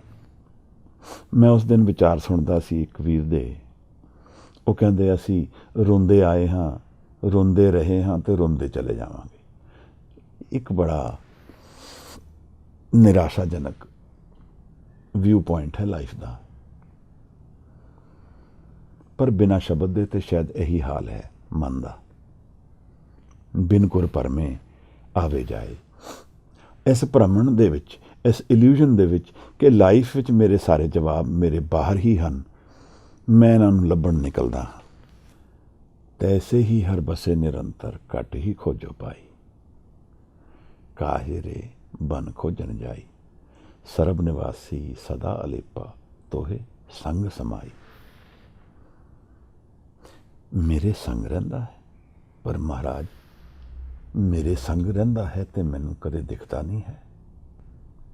ਮਹਾਰਾਜ ਸਮਝਾਉਂਦੇ ਹਨ, ਜਿਵੇਂ ਫੁੱਲ ਵਿੱਚ ਖੁਸ਼ਬੂ ਛਿਪੀ ਹੈ, ਪੁਹਪ ਮਰਜੋਂ ਬਾਸ ਬਸਤ ਹੈ, ਮੁਕਰ ਮਹਿ ਜੈਸੇ ਛਾਈ। ਜਿਵੇਂ ਸ਼ੀਸ਼ੇ ਦੇ ਵਿੱਚ ਪਰਛਾਈ ਹੈ ਛਿਪੀ ਹੋਈ, ਤੈਸੇ ਹੀ ਹਰ ਬਸੇ ਨਿਰੰਤਰ, ਘੱਟ ਹੀ ਖੋਜੋ ਪਾਈ। ਮਹਾਰਾਜ ਕਹਿੰਦੇ ਨੇ ਘੱਟ ਖੋਜੋ। ਕਿੱਥੇ ਖੋਜੀਏ ਮਹਾਰਾਜ? भेद कतीब इफ्तरा पाई, दिल का फिक्र न जाए, टुकदम करारी जो करे, हाजिर हजूर खुद आए। बंदे खोज दिल हर रोज, बंदे खोज दिल हर रोज, ना फिर परेशानी माँ है। यह जो दुनिया शहर मेला दस्तगीरी ना है, बंदे खोज दिल हर रोज। ਇਹ ਜਿਹੜਾ ਕੱਲ ਬੀਬੀ ਪ੍ਰਸ਼ਨ ਪੁੱਛਦੀ ਸੀ ਕਿ ਇਹ ਵਿਚਾਰ ਕਿੱਥੋਂ ਆਉਂਦੇ ਹਨ, ਮੈਂ ਆਪਣੇ ਆਪ ਨੂੰ ਇਹਨਾਂ ਵਿਚਾਰਾਂ ਦੇ ਜ਼ਰੀਏ ਹੀ ਜਾਣਦਾ ਹਾਂ। ਇਹਨਾਂ ਦੇ ਵਿੱਚ ਮੈਨੂੰ ਡੂੰਘਾ ਜਾਣਾ ਪਏਗਾ, ਮਨ ਦੀ ਉਸ ਅਵਸਥਾ ਵਿੱਚ ਜਾਣਾ ਪਏਗਾ ਜਿੱਥੇ ਵਿਚਾਰ ਆਣੇ ਬੰਦ ਹੋ ਜਾਂਦੇ ਹਨ। ਔਰ ਇਹ ਤਾਂ ਹੀ ਮੈਂ ਕਰ ਪਾਵਾਂਗਾ ਜਦੋਂ ਮੈਂ ਵਿਚਾਰਾਂ ਨੂੰ ਦਰਸ਼ਨ ਰੂਪ ਵਿੱਚ ਦੇਖਣਾ ਸ਼ੁਰੂ ਕਰ ਦਿਆਂਗਾ, ਪਾਰਟਿਸਿਪੇਟ ਨਹੀਂ ਕਰਾਂਗਾ, ਕਿਉਂਕਿ ਇਹਨਾਂ ਵਿਚਾਰਾਂ ਨੂੰ ਮੈਂ ਹੀ ਆਈਡੈਂਟੀਫਾਈ ਕਰਦਾ ਹਾਂ। ਗੁਰੂ ਨੂੰ ਮਿਲਣ ਵਾਸਤੇ ਵੀ ਮਨ ਦੀ ਤਿਆਰੀ ਚਾਹੀਦੀ ਹੈ, ਮਨ ਦੀ ਖੇਤੀ ਤਿਆਰ ਕਰਨੀ ਪੈਂਦੀ ਹੈ। ਅਗਰ ਮਨ ਹੀ ਖਿੰਡਿਆ ਹੋਇਆ ਹੈ, ਇਕਾਗਰ ਨਹੀਂ ਹੈ, ਮੈਂ ਹਜ਼ੂਰ ਅੱਗੇ ਬੈਠਾ, ਫਿਜ਼ੀਕਲੀ ਸਮਝ ਲਈਏ ਗੁਰੂ ਅੱਗੇ ਮੈਂ ਬੈਠ ਗਿਆ, ਪਰ ਮੇਰਾ ਮਨ ਨਹੀਂ ਹਾਜ਼ਰ ਹੈ, ਤਾਂ ਮੈਂ ਕੀ ਬੈਠਾ? ਗੁਰੂ ਅੱਗੇ ਹਾਜ਼ਰੀ ਰੱਖਦੇ ਹੀ ਪ੍ਰਸ਼ਨ ਗਿਰ ਜਾਂਦੇ ਹਨ। ਕਈ ਵਾਰ ਅਸੀਂ ਇਸ ਅਵਸਥਾ ਦੇ ਗਿਆਤਾ ਹੋ ਜਾਂਦੇ ਹਾਂ, ਗਿਆਨੀ ਹੋ ਜਾਂਦੇ ਹਾਂ। ਅਸੀਂ ਕਿਧਰ ਗਏ? ਪ੍ਰਸ਼ਨ ਤਾਂ ਅਨੇਕ ਸੀ ਮਹਾਰਾਜ, ਬੈਠੇ ਹਾਂ, ਉਸ ਤੋਂ ਬਾਅਦ ਕੋਈ ਪ੍ਰਸ਼ਨ ਨਹੀਂ ਰਹਿ ਗਿਆ। ਮਨ ਵਿੱਚ ਇੱਕ ਦਰਸ਼ਨ ਆ ਗਏ ਹਨ, ਮਨ ਵਿੱਚ ਇੱਕ ਕੰਪਲੀਟਨੈਸ ਆ ਗਈ ਹੈ। ਜੋ ਅਧੂਰਾਪਨ ਪ੍ਰਸ਼ਨਾਂ, ਜੋ ਅਧੂਰੇਪਨ ਕਰਕੇ ਪ੍ਰਸ਼ਨ ਉੱਠਦੇ ਸਨ, ਉਹ ਸਭ ਚਲੇ ਗਏ ਹਨ। ਮਨ ਨਾਮ ਨਾਲ ਕੰਪਲੀਟ ਹੋ ਗਿਆ ਹੈ, ਮਨ ਵਿੱਚ ਇੱਕ ਪ੍ਰੇਮ ਉਤਰ ਗਿਆ ਹੈ। ਇਸ ਅਵਸਥਾ ਨੂੰ ਅਸੀਂ ਰੀਅਲ ਨਹੀਂ ਜਾਣਦੇ ਹਾਂ, ਅਸੀਂ ਇਹਨੂੰ ਟ੍ਰਾਂਜ਼ੀਐਂਟ ਜਾਣਦੇ ਹਾਂ ਕਿ ਕੁਝ ਘੜੀ ਲਈ ਇਹ ਸਾਨੂੰ ਮਹਿਸੂਸ ਹੋਇਆ, ਪਰ ਮੈਨੂੰ ਲੱਗਦਾ ਹੈ ਇਹਦਾ ਉਲਟ ਸੱਚਾ ਹੈ। ਦੁਨੀਆ ਵਿੱਚ ਪਰੇਸ਼ਾਨੀ, ਵਿਆਕੁਲਤਾ, ਟੈਨਸ਼ਨਾਂ, ਇਹ ਟ੍ਰਾਂਜ਼ੀਐਂਟ ਹਨ। ਮਨ ਦੀ ਅਸਲ ਅਵਸਥਾ ਇਹੀ ਹੈ, ਨਾਮ ਵਾਲੀ, ਜਿੱਥੇ ਮਨ ਵਿੱਚ ਇੱਕ ਆਨੰਦ ਉਤਰਦਾ ਹੈ, ਮਨ ਵਿੱਚ ਇੱਕ ਪ੍ਰੇਮ ਉਤਰਦਾ ਹੈ, ਮਨ ਵਿੱਚ ਇੱਕ ਵਿਗਾਸ ਉਤਰਦਾ ਹੈ। ਸਾਹਿਬ ਸਾਨੂੰ ਦੱਸ ਰਹੇ ਹਨ, ਨਾਨਕ ਭਗਤਾਂ ਸਦਾ ਵਿਗਾਸ। ਸਦਾ ਦੀ ਗੱਲ ਕਰਦੇ ਹਨ। ਪਹਿਲਾਂ ਸਮੇਂ ਤੋਂ ਪਰੇ ਹਨ ਗੁਰੂ, ਸਥਾਨ ਤੋਂ ਪਰੇ ਹਨ ਗੁਰੂ, ਕਾਰਨ ਤੋਂ ਪਰੇ ਹਨ ਗੁਰੂ। ਗੁਰੂ ਸਾਨੂੰ ਸਦਾ ਵੱਲ ਪਹਿਲੇ ਹੀ ਪ੍ਰੇਰ ਰਹੇ ਹਨ। ਅਗਰ ਸਦਾ ਨਾ ਹੋਏ ਤਾਂ ਜੀਵਨ ਹੀ ਹੋ ਗਿਆ। ਫਿਰ ਤਾਂ ਕੁਝ ਘੜੀ ਲਈ ਤੇ ਜੀਵਨ ਵੀ ਸੁੱਖ ਦੇ ਦਿੰਦਾ ਹੈ, ਪਰ ਸਦਾ ਲਈ ਗੁਰੂ ਦਿੰਦਾ ਹੈ। ਸਾਨੂੰ ਗੁਰੂ ਨੇ ਇਹੋ ਜਿਹੇ ਬਾਗ ਦੇ ਦਰਸ਼ਨ ਕਰਾਉਣਾ ਚਾਹੇ ਹਨ ਜਿਹੜਾ ਹਮੇਸ਼ਾ ਹੀ ਹਰਿਆਲੀ ਵਿੱਚ ਹੈ, ਕਦੇ ਪਤਝੜ ਨਹੀਂ ਹੁੰਦੀ, ਜਿੱਥੇ ਸਾਨੂੰ ਇਹੋ ਜਿਹੀ ਗਲਵਕੜੀ ਵਿੱਚ ਲੈਣਾ ਚਾਹੁੰਦੇ ਹਨ ਜਿਹੜਾ ਸਦਾ ਲਈ ਹੋਏ, ਸਮੇਂ ਤੋਂ ਪਰੇ ਹੈ। ਕਾਲ ਖਤਮ ਹੋ ਗਿਆ ਹੈ, ਤਾਂ ਕਾਲ ਤੋਂ ਭਾਵ ਸਮਾਂ ਔਰ ਮੌਤ ਦੋਨੋਂ ਖਤਮ ਹੋ ਗਏ ਹਨ, ਕਿਉਂਕਿ ਜੀਵਨ ਦੇ ਜਿਹੜੇ ਪ੍ਰਸ਼ਨ ਹਨ ਉਹਨਾਂ ਦੇ ਜਵਾਬ ਮਿਲ ਗਏ ਹਨ। ਹੁਣ ਆਵਾਗਮਨ ਖਤਮ ਹੋ ਗਿਆ, ਔਰ ਮੌਤ ਇੱਕ ਆਵਾਗਮਨ ਦੀ ਨਿਸ਼ਾਨੀ ਹੈ। ਮਰਦਾ ਔਰ ਜੀਂਦਾ ਉਹੀ ਹੈ ਜੋ ਮੂਵਮੈਂਟ ਵਿੱਚ ਹੈ, ਜੋ ਥਿਰ ਹੈ। ਉਹ ਨਾ ਆਉਂਦਾ ਹੈ ਨਾ ਜਾਂਦਾ ਹੈ, ਉਹਨੂੰ ਲੋੜ ਨਹੀਂ ਹੈ ਆਉਣ ਆਉਣ ਜਾਣ ਦੀ, ਕਿਉਂਕਿ ਉਹ ਹਰ ਜਗ੍ਹਾ ਮੌਜੂਦ ਹੈ। ਜਿੱਥੇ ਮੈਂ ਹਾਂ ਉੱਥੋਂ ਮੈਂ ਕਿਧਰੇ ਜਾਣਾ ਹੋਇਆ ਤਾਂ ਮੈਂ ਜਾਂਦਾ ਹਾਂ, ਪਰ ਜਿੱਥੇ ਮੈਂ ਜਾਣਾ ਹਾਂ ਉੱਥੇ ਵੀ ਮੈਂ ਹਾਂ, ਤਾਂ ਫਿਰ ਮੈਂ ਕਿਧਰ ਜਾਵਾਂਗਾ? ਨਿਰੰਕਾਰ ਹਰ ਜਗ੍ਹਾ ਹੈ, ਨਾਮ ਹਰ ਜਗ੍ਹਾ ਹੈ। ਨਾਮ ਨਾਲ ਜੁੜ ਕੇ ਅਸੀਂ ਉਸ ਅਵਸਥਾ ਦੇ ਮਾਲਕ ਹੋ ਸਕਦੇ ਹਾਂ ਜਿੱਥੇ ਅਸੀਂ ਹਰ ਜਗ੍ਹਾ ਹਾਜ਼ਰ ਹਾਂ। ਮੈਂ ਨਹੀਂ ਹਾਂ, ਹਉਮੈ ਨਹੀਂ ਹੈ, ਪਰ ਨਿਰੰਕਾਰ ਦਾ ਆਨੰਦ ਹੈ। ਜੀਵਨ ਦੀ ਪਰੇਸ਼ਾਨੀਆਂ, ਜੀਵਨ ਦੀ ਕਨਫਿਊਜ਼ਨ, ਜੀਵਨ ਦੀ ਭਟਕਣ ਇੱਕ ਪ੍ਰਸ਼ਨ ਰੂਪ ਵਿੱਚ ਸਾਨੂੰ ਪੁਕਾਰ ਰਹੀ ਹੈ ਕਿ ਜੀਵਨ ਵਿੱਚ ਕੁਝ ਹੋਰ ਸੱਤ ਹੈ ਜਿਹੜਾ ਅੰਤਰ ਵਿੱਚ ਹੈ, ਜਿਹਦੇ ਲਈ ਸਾਨੂੰ ਸ਼ਬਦ ਦੇ ਨਾਲ ਮਿਲਣਾ ਪਏਗਾ, ਗੁਰੂ ਨਾਲ ਮਿਲਣਾ ਪਏਗਾ। ਮਹਾਰਾਜ ਕਹਿੰਦੇ ਨੇ ਜੇ ਨਹੀਂ ਮਿਲਾਂਗੇ ਤਾਂ ਬਿਨ ਗੁਰ ਪਰਮੇ ਆਵੇ ਜਾਏ, ਤਾਂ ਫਿਰ ਮੂਵਮੈਂਟ ਵਿੱਚ ਰਵਾਂਗੇ ਸਦਾ ਹੀ। ਇਹਦੇ ਵਿੱਚ ਡੈਥ ਵੀ ਆ ਜਾਂਦੀ ਹੈ, ਔਰ ਡੈਥ ਤੋਂ ਪਹਿਲਾਂ ਵੀ ਔਰ ਬਿਯੋਂਡ ਵੀ, ਸਾਰਾ ਹੀ ਸਮਾਂ ਇਹਦੇ ਵਿੱਚ ਹੈ। ਅਸੀਂ ਡੈਥ ਨੂੰ ਫੋਕਸ ਜ਼ਿਆਦਾ ਦਿੰਦੇ ਹਾਂ ਕਿਉਂਕਿ ਅਸੀਂ ਸਮਝਦੇ ਹਾਂ ਕਿ ਮੌਤ ਇੱਕ ਤਰ੍ਹਾਂ ਦਾ ਅੰਤ ਹੈ, ਪਰ ਮਹਾਰਾਜ ਨੇ ਸਾਨੂੰ ਆਵਾਗਮਨ ਦੀ ਗੱਲ ਕੀਤੀ ਹੈ, ਆਣਾ ਔਰ ਜਾਣਾ।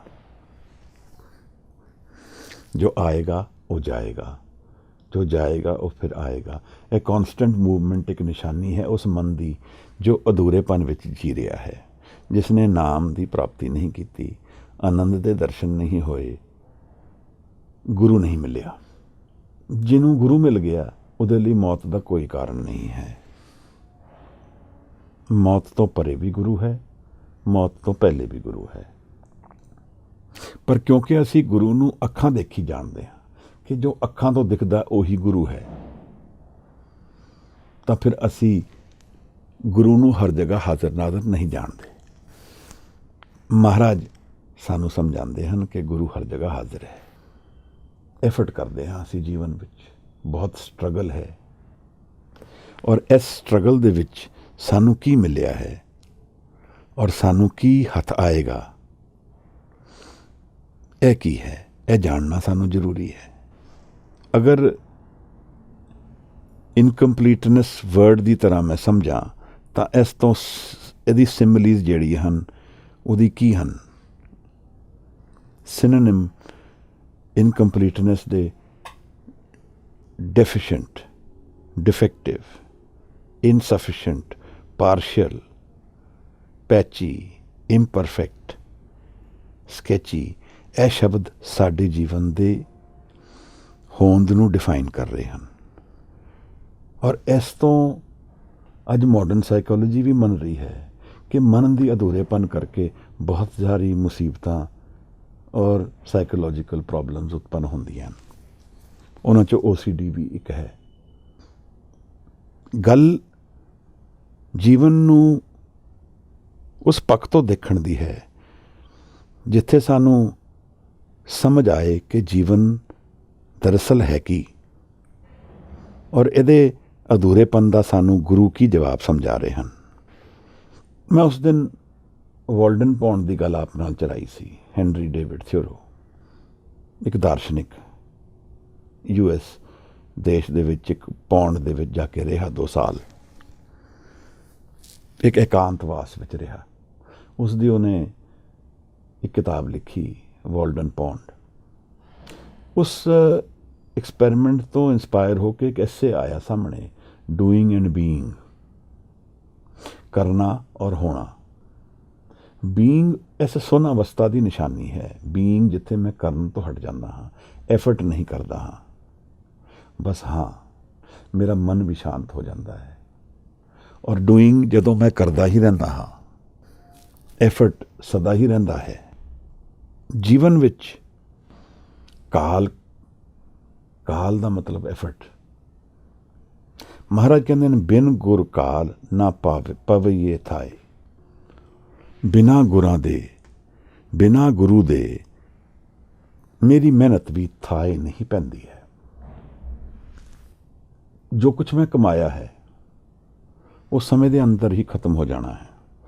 ਮੈਂ ਬਹੁਤ ਕੁਝ ਕਮਾਇਆ ਹੋਏਗਾ ਪਰ ਉਹ ਸਮੇਂ ਦੇ ਅੰਦਰ ਖਤਮ ਹੋ ਜਾਏਗਾ, ਤਾਂ ਫਿਰ ਥਾਂ ਕਿਵੇਂ ਪਏਗੀ ਕਾਲ? ਮਹਾਰਾਜ ਨੇ ਇੱਕ ਅਵਸਥਾ ਮਨ ਦੀ ਦੱਸੀ ਹੈ ਜਿੱਥੇ ਕੁਝ ਨਾਲ ਚੱਲਦਾ ਹੈ। ਮੰਗੋ ਦਾਨ ਠਾਕੁਰ ਨਾਮ, ਅਵਰ ਕਛੂ ਮੇਰੇ ਸੰਗ ਨਾ ਚਾਲੇ। ਮਨ ਦੀ ਇੱਕ ਨਾਮ ਦੀ ਅਵਸਥਾ ਹੈ ਜਿਹੜੀ ਮੇਰੇ ਨਾਲ ਚੱਲਦੀ ਹੈ, ਜਿਹਦੇ ਵਿੱਚ ਖੇੜਾ ਹੈ, ਵਿਕਾਸ ਹੈ, ਹਰਿਆਲੀ ਹੈ। ਇਹ ਚੜ੍ਹਦੀ ਕਲਾ ਦਾ ਪ੍ਰਤੀਕ ਵੀ ਇਹੀ ਹੈ। ਨਾਮ ਆਧਾਰ ਹੈ ਉਸ ਮਨ ਦਾ। ਉਸ ਮਨ ਦੀ ਅਵਸਥਾ ਦੀ ਚਾਬੀ ਮੈਨੂੰ ਨਹੀਂ ਮਿਲਦੀ ਜੇ ਮੈਂ ਗੁਰੂ ਸ਼ਬਦ ਦੀ ਹਜ਼ੂਰੀ ਵਿੱਚ ਨਹੀਂ ਬੈਠਦਾ।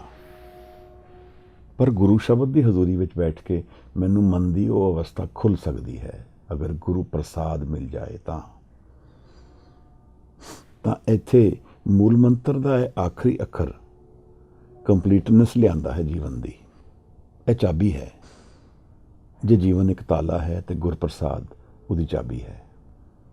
ਜੇ ਜੀਵਨ ਇੱਕ ਪੰਬਲ ਪੇਰੀ ਹੈ ਤਾਂ ਗੁਰਪ੍ਰਸਾਦ ਉਹਦਾ ਜਵਾਬ ਹੈ। ਜੇ ਜੀਵਨ ਨਿਰਾਸ਼ਤਾ ਦਿਖਦਾ ਹੈ ਤਾਂ ਗੁਰਪ੍ਰਸਾਦ ਉਹਦੇ ਵਿੱਚ ਬਿਸਮਾਦ ਹੈ।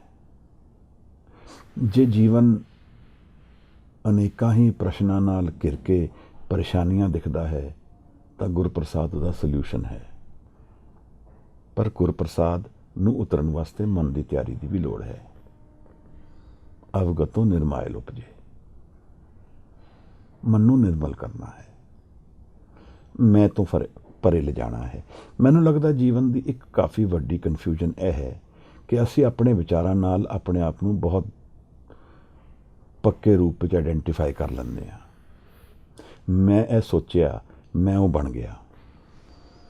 ਕੁਝ ਵਿਚਾਰ ਗਲਤ ਆਈ ਮਨ ਵਿੱਚ, ਕਿਸੇ ਦੀ ਦੁਐਸ਼ ਦੀ ਆਈ, ਬੈਰ ਦੀ ਆਈ, ਮੈਂ ਬੈਰੀ ਬਣ ਗਿਆ। ਹੁਣ ਮੈਂ ਆਪਣੇ ਆਪ ਨੂੰ ਫਿਰ ਬੈਰੀ ਆਇਡੈਂਟੀਫਾਈ ਕਰਨ ਲੱਗ ਪੈਂਦਾ ਹਾਂ। ਪਰ ਇਸ ਤਰ੍ਹਾਂ ਮਨ ਹੈ ਨਹੀਂ। ਮਨ ਫਲੋਇੰਗ ਐਂਟਿਟੀ ਹੈ। ਇੱਕ ਤਾਂ ਮਨ ਨਾਮ ਨਾਲ ਜੁੜਨ ਨਾਲ ਸ਼ਾਂਤ ਹੋਣ ਲੱਗ ਪੈਂਦਾ ਹੈ, ਇਹ ਸਾਹਿਬ ਦੱਸਦੇ ਹਨ ਸਾਨੂੰ। ਦੂਸਰਾ, ਇਹਨਾਂ ਆਈਡੈਂਟੀਟੀਜ਼ ਤੋਂ ਆਜ਼ਾਦ ਹੋਣ ਲੱਗ ਪੈਂਦਾ ਹੈ, ਜਿਸ ਨੂੰ ਮੈਂ ਕੰਡੀਸ਼ਨਡ ਮਾਈਂਡ ਕਹਿੰਦਾ ਹਾਂ। ਕ੍ਰਿਸ਼ਨ ਮੂਰਤੀ ਵੀ ਕੰਡੀਸ਼ਨਡ ਮਾਈਂਡ ਦੀ ਗੱਲ ਕਰਦਾ ਪਿਆ। ਜਿਹੜਾ ਮਨ ਮੇਰੀ ਆਲੇ ਦੁਆਲੇ ਦੀ ਕੰਡੀਸ਼ਨ ਕਰਕੇ ਖੜਾ ਹੋਇਆ, ਮੈਂ ਉਸ ਤੋਂ ਆਜ਼ਾਦ ਨਹੀਂ ਹੋ ਸਕਦਾ, ਉਹ ਕਹਿੰਦਾ ਹੈ। ਪਰ ਗੁਰੂ ਨਾਨਕ ਸਾਹਿਬ ਜੀ ਕਹਿ ਰਹੇ ਹਨ ਕਿ ਅਸੀਂ ਆਜ਼ਾਦ ਹੋ ਸਕਦੇ ਹਾਂ। ਔਰ ਇਹ ਗੱਲ ਹਜ਼ੂਰ ਨੇ ਕੁਝ ਪਿਛਲੇ ਪਦਿਆਂ ਵਿੱਚ ਕੀਤੀ ਵੀ ਹੈ। ਪੂਰੇ ਗੁਰ ਤੇ ਨਾਮ ਪਾਇਆ ਜਾਏ, ਗੁਰ ਕੇ ਸ਼ਬਦ ਜੋ ਮਰ ਜੀਵੇ, ਸੋ ਪਾਈਏ ਮੋਖ ਦੁਆਰ। ਇੱਕ ਆਜ਼ਾਦੀ ਹੈ ਸ਼ਬਦ ਨਾਲ। ਇੱਥੇ ਕ੍ਰਿਸ਼ਨਾ ਮੂਰਤੀ ਕਹਿੰਦਾ ਕਿ ਇਹਦਾ ਕੋਈ ਜਵਾਬ ਨਹੀਂ ਹੈ। ਗੁਰੂ ਕਹਿੰਦਾ ਇਹਨੂੰ ਅਰਪਣ ਕਰ ਦਿਓ ਸ਼ਬਦ ਦੇ ਵਿੱਚ ਮਨ ਨੂੰ, ਤਾਂ ਇਹ ਮਨ ਚਲਾ ਜਾਏਗਾ, ਇੱਕ ਹੋਰ ਮਨ ਆ ਜਾਏਗਾ। ਅਸੀਂ ਮਨ ਦੀ ਵਿਚਾਰ ਪਹਿਲਾਂ ਜਪਜੀ ਸਾਹਿਬ ਦੀ ਵਿਚਾਰਾਂ ਵਿੱਚ ਹੋਂਦ ਨਾਲ ਕਾਫੀ ਕੀਤੀ ਹੈ। ਮਨ ਦਾ ਸਟਰਕਚਰ ਗੁਰੂ ਗ੍ਰੰਥ ਸਾਹਿਬ ਵਿੱਚ ਕੀ ਹੈ, ਤਾਂ ਇਹ ਗੱਲ ਨੂੰ ਅਸੀਂ ਸਮਝਣਾ ਹੈ ਕਿ ਮੇਰੇ ਮਨ ਦੇ ਜੋ ਇਸ਼ੂਜ਼ ਨੇ ਉਹਨਾਂ ਨੂੰ ਮੈਂ ਕਿਸੇ ਵਿਧੀ ਨਾਲ ਅਪਰੋਚ ਕਰਨਾ ਹੈ, ਔਰ ਨਾਮ ਉਹਦੀ ਵਿਧੀ ਹੈ। ਇਹ ਇਲੌਜੀਕਲ ਨਹੀਂ ਹੈ ਸਾਰੀ ਗੱਲ, ਇਹ ਜੁਗਤੀ ਹੈ, ਇੱਕ ਮੈਥਡ ਹੈ। ਔਰ ਗੁਰ ਸ਼ਬਦ ਉਹਦੇ ਵਿੱਚ ਹਜ਼ੂਰੀ ਲਿਆਂਦਾ ਹੈ। ਸ਼ਬਦ ਮਨ ਵਿੱਚ ਗੁਰੂ ਨੂੰ ਹਾਜ਼ਰ ਕਰਦਾ ਹੈ ਔਰ ਨਾਮ ਦੇ ਰੂਪ ਵਿੱਚ ਮਨ ਨੂੰ ਜੋੜ ਦਿੰਦਾ ਹੈ ਇੱਕ ਇਹੋ ਜਿਹੇ ਸੋਰਸ ਨਾਲ ਜਿਹੜਾ ਸਦਾ ਵਿਗਾਸ ਵਿੱਚ ਹੈ। ਮਨ ਦੇ ਅਧੂਰੇਪਨ ਨੂੰ ਜਵਾਬ ਮਿਲ ਜਾਂਦੇ ਹਨ। ਨਹੀਂ ਤਾਂ ਸਾਹਿਬ ਕਹਿ ਰਹੇ ਹਨ, ਐ ਮਾਇਆ ਜਿਤ ਹਰ ਵਿਸਰੇ, ਮੋਹ ਉਪਜੇ ਦੂਜਾ ਲਾਇਆ, ਭਾਉ ਦੂਜਾ ਲਾਇਆ।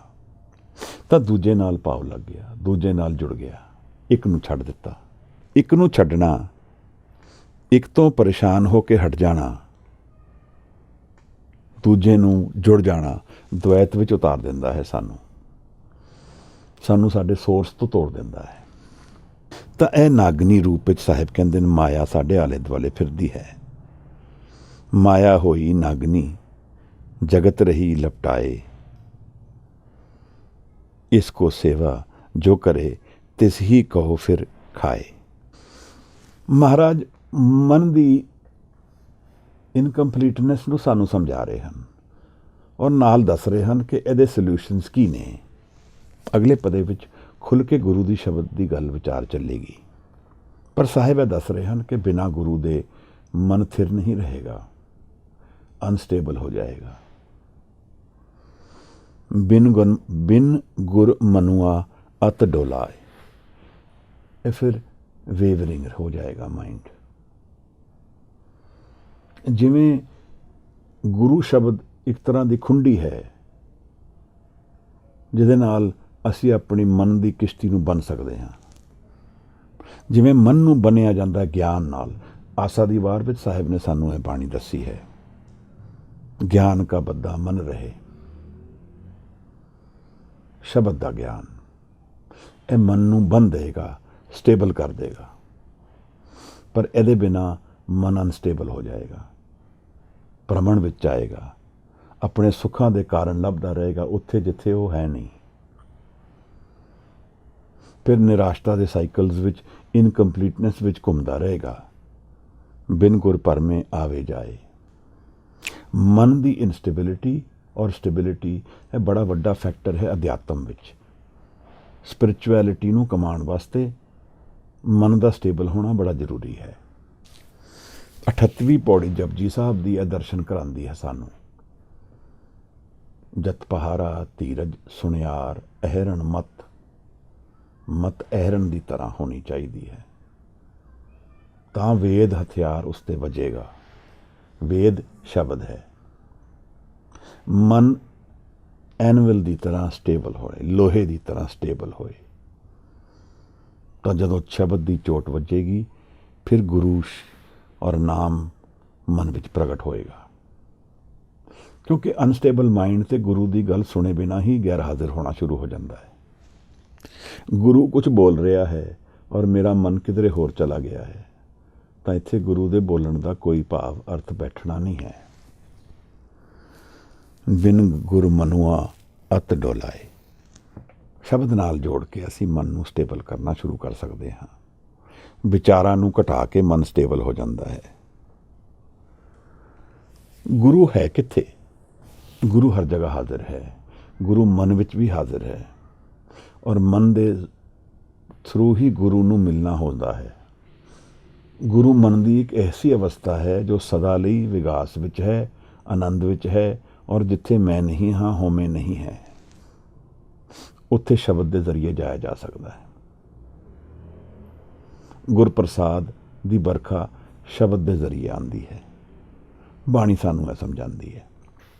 ਜੀਵਨ ਵਿੱਚ ਇਨਕੰਪਲੀਟਨੈਸ ਇੱਕ ਜ਼ਹਿਰ ਦੀ ਤਰ੍ਹਾਂ ਹੈ, ਜਿਹੜਾ ਗਾਲ ਦਿੰਦਾ ਹੈ ਸਰੀਰ ਨੂੰ।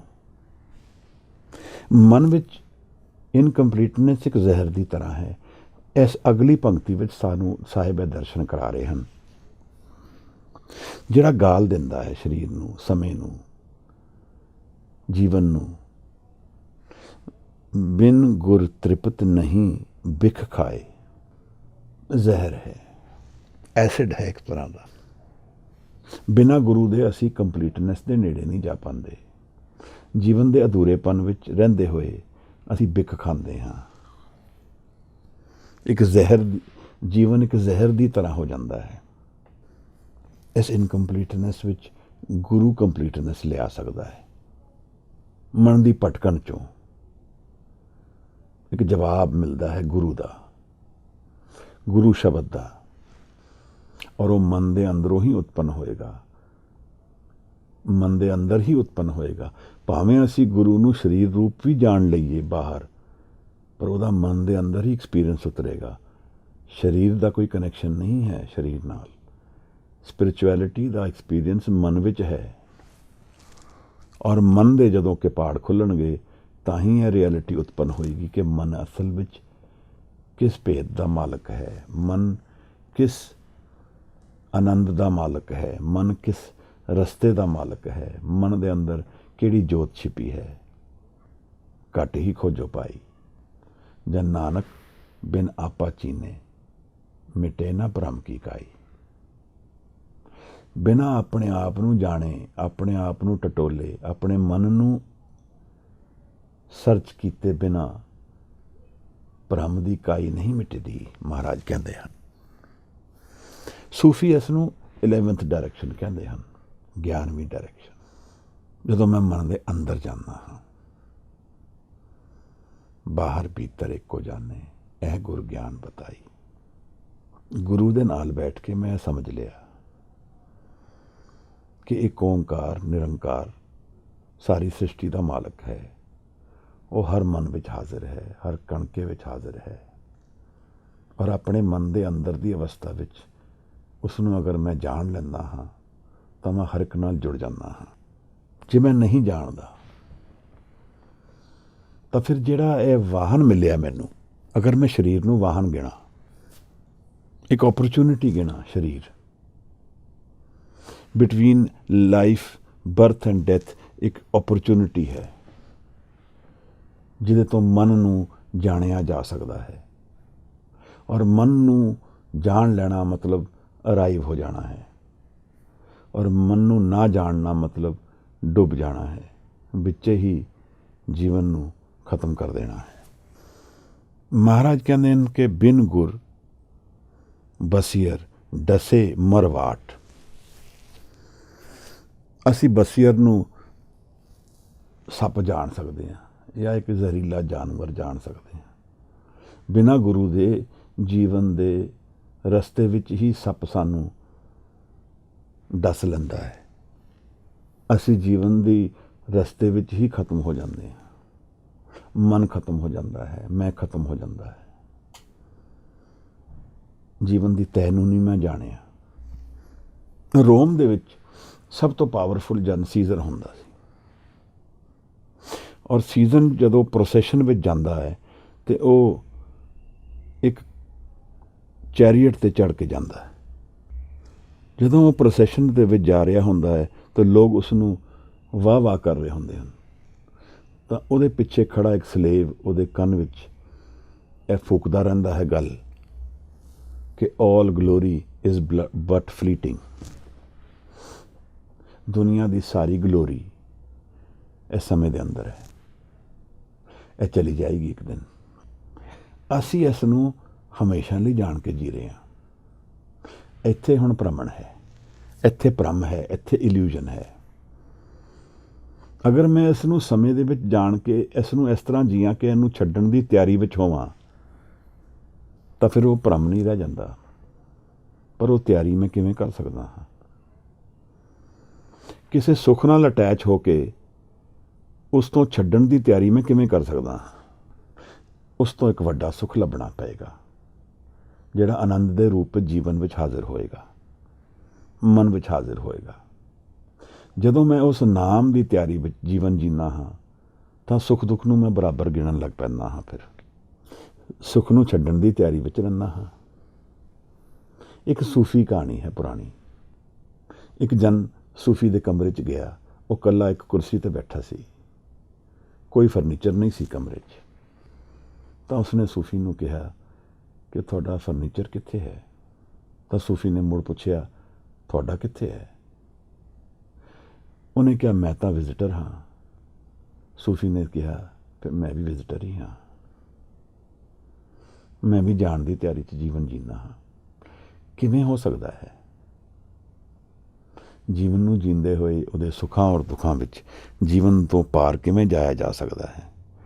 ਮਹਾਰਾਜ ਸਮਝਾਉਣਗੇ ਗੁਰੂ ਦੀ ਹਜ਼ੂਰੀ ਵਿੱਚ, ਆਨੰਦ ਵਿੱਚ, ਨਾਮ ਵਿੱਚ, ਸ਼ਬਦ ਦੇ ਵਿੱਚ ਉਤਰ ਕੇ ਮਨ ਨੂੰ ਲੀਨ ਕਰਕੇ ਮਨ ਦੇ ਵਿੱਚ ਇੱਕ ਮਜੀਠ ਰੰਗ ਚੜ੍ਹਦਾ ਹੈ, ਪੱਕਾ ਰੰਗ ਚੜ੍ਹਦਾ ਹੈ, ਜਿਹੜਾ ਕੁਸੁੰਭ ਦੇ ਕੱਚੇ ਰੰਗ ਤੋਂ ਬਹੁਤ ਜ਼ਿਆਦਾ ਤਾਕਤਵਰ ਹੈ ਔਰ ਉਹ ਸਦਾ ਲਈ ਰਹਿੰਦਾ ਹੈ।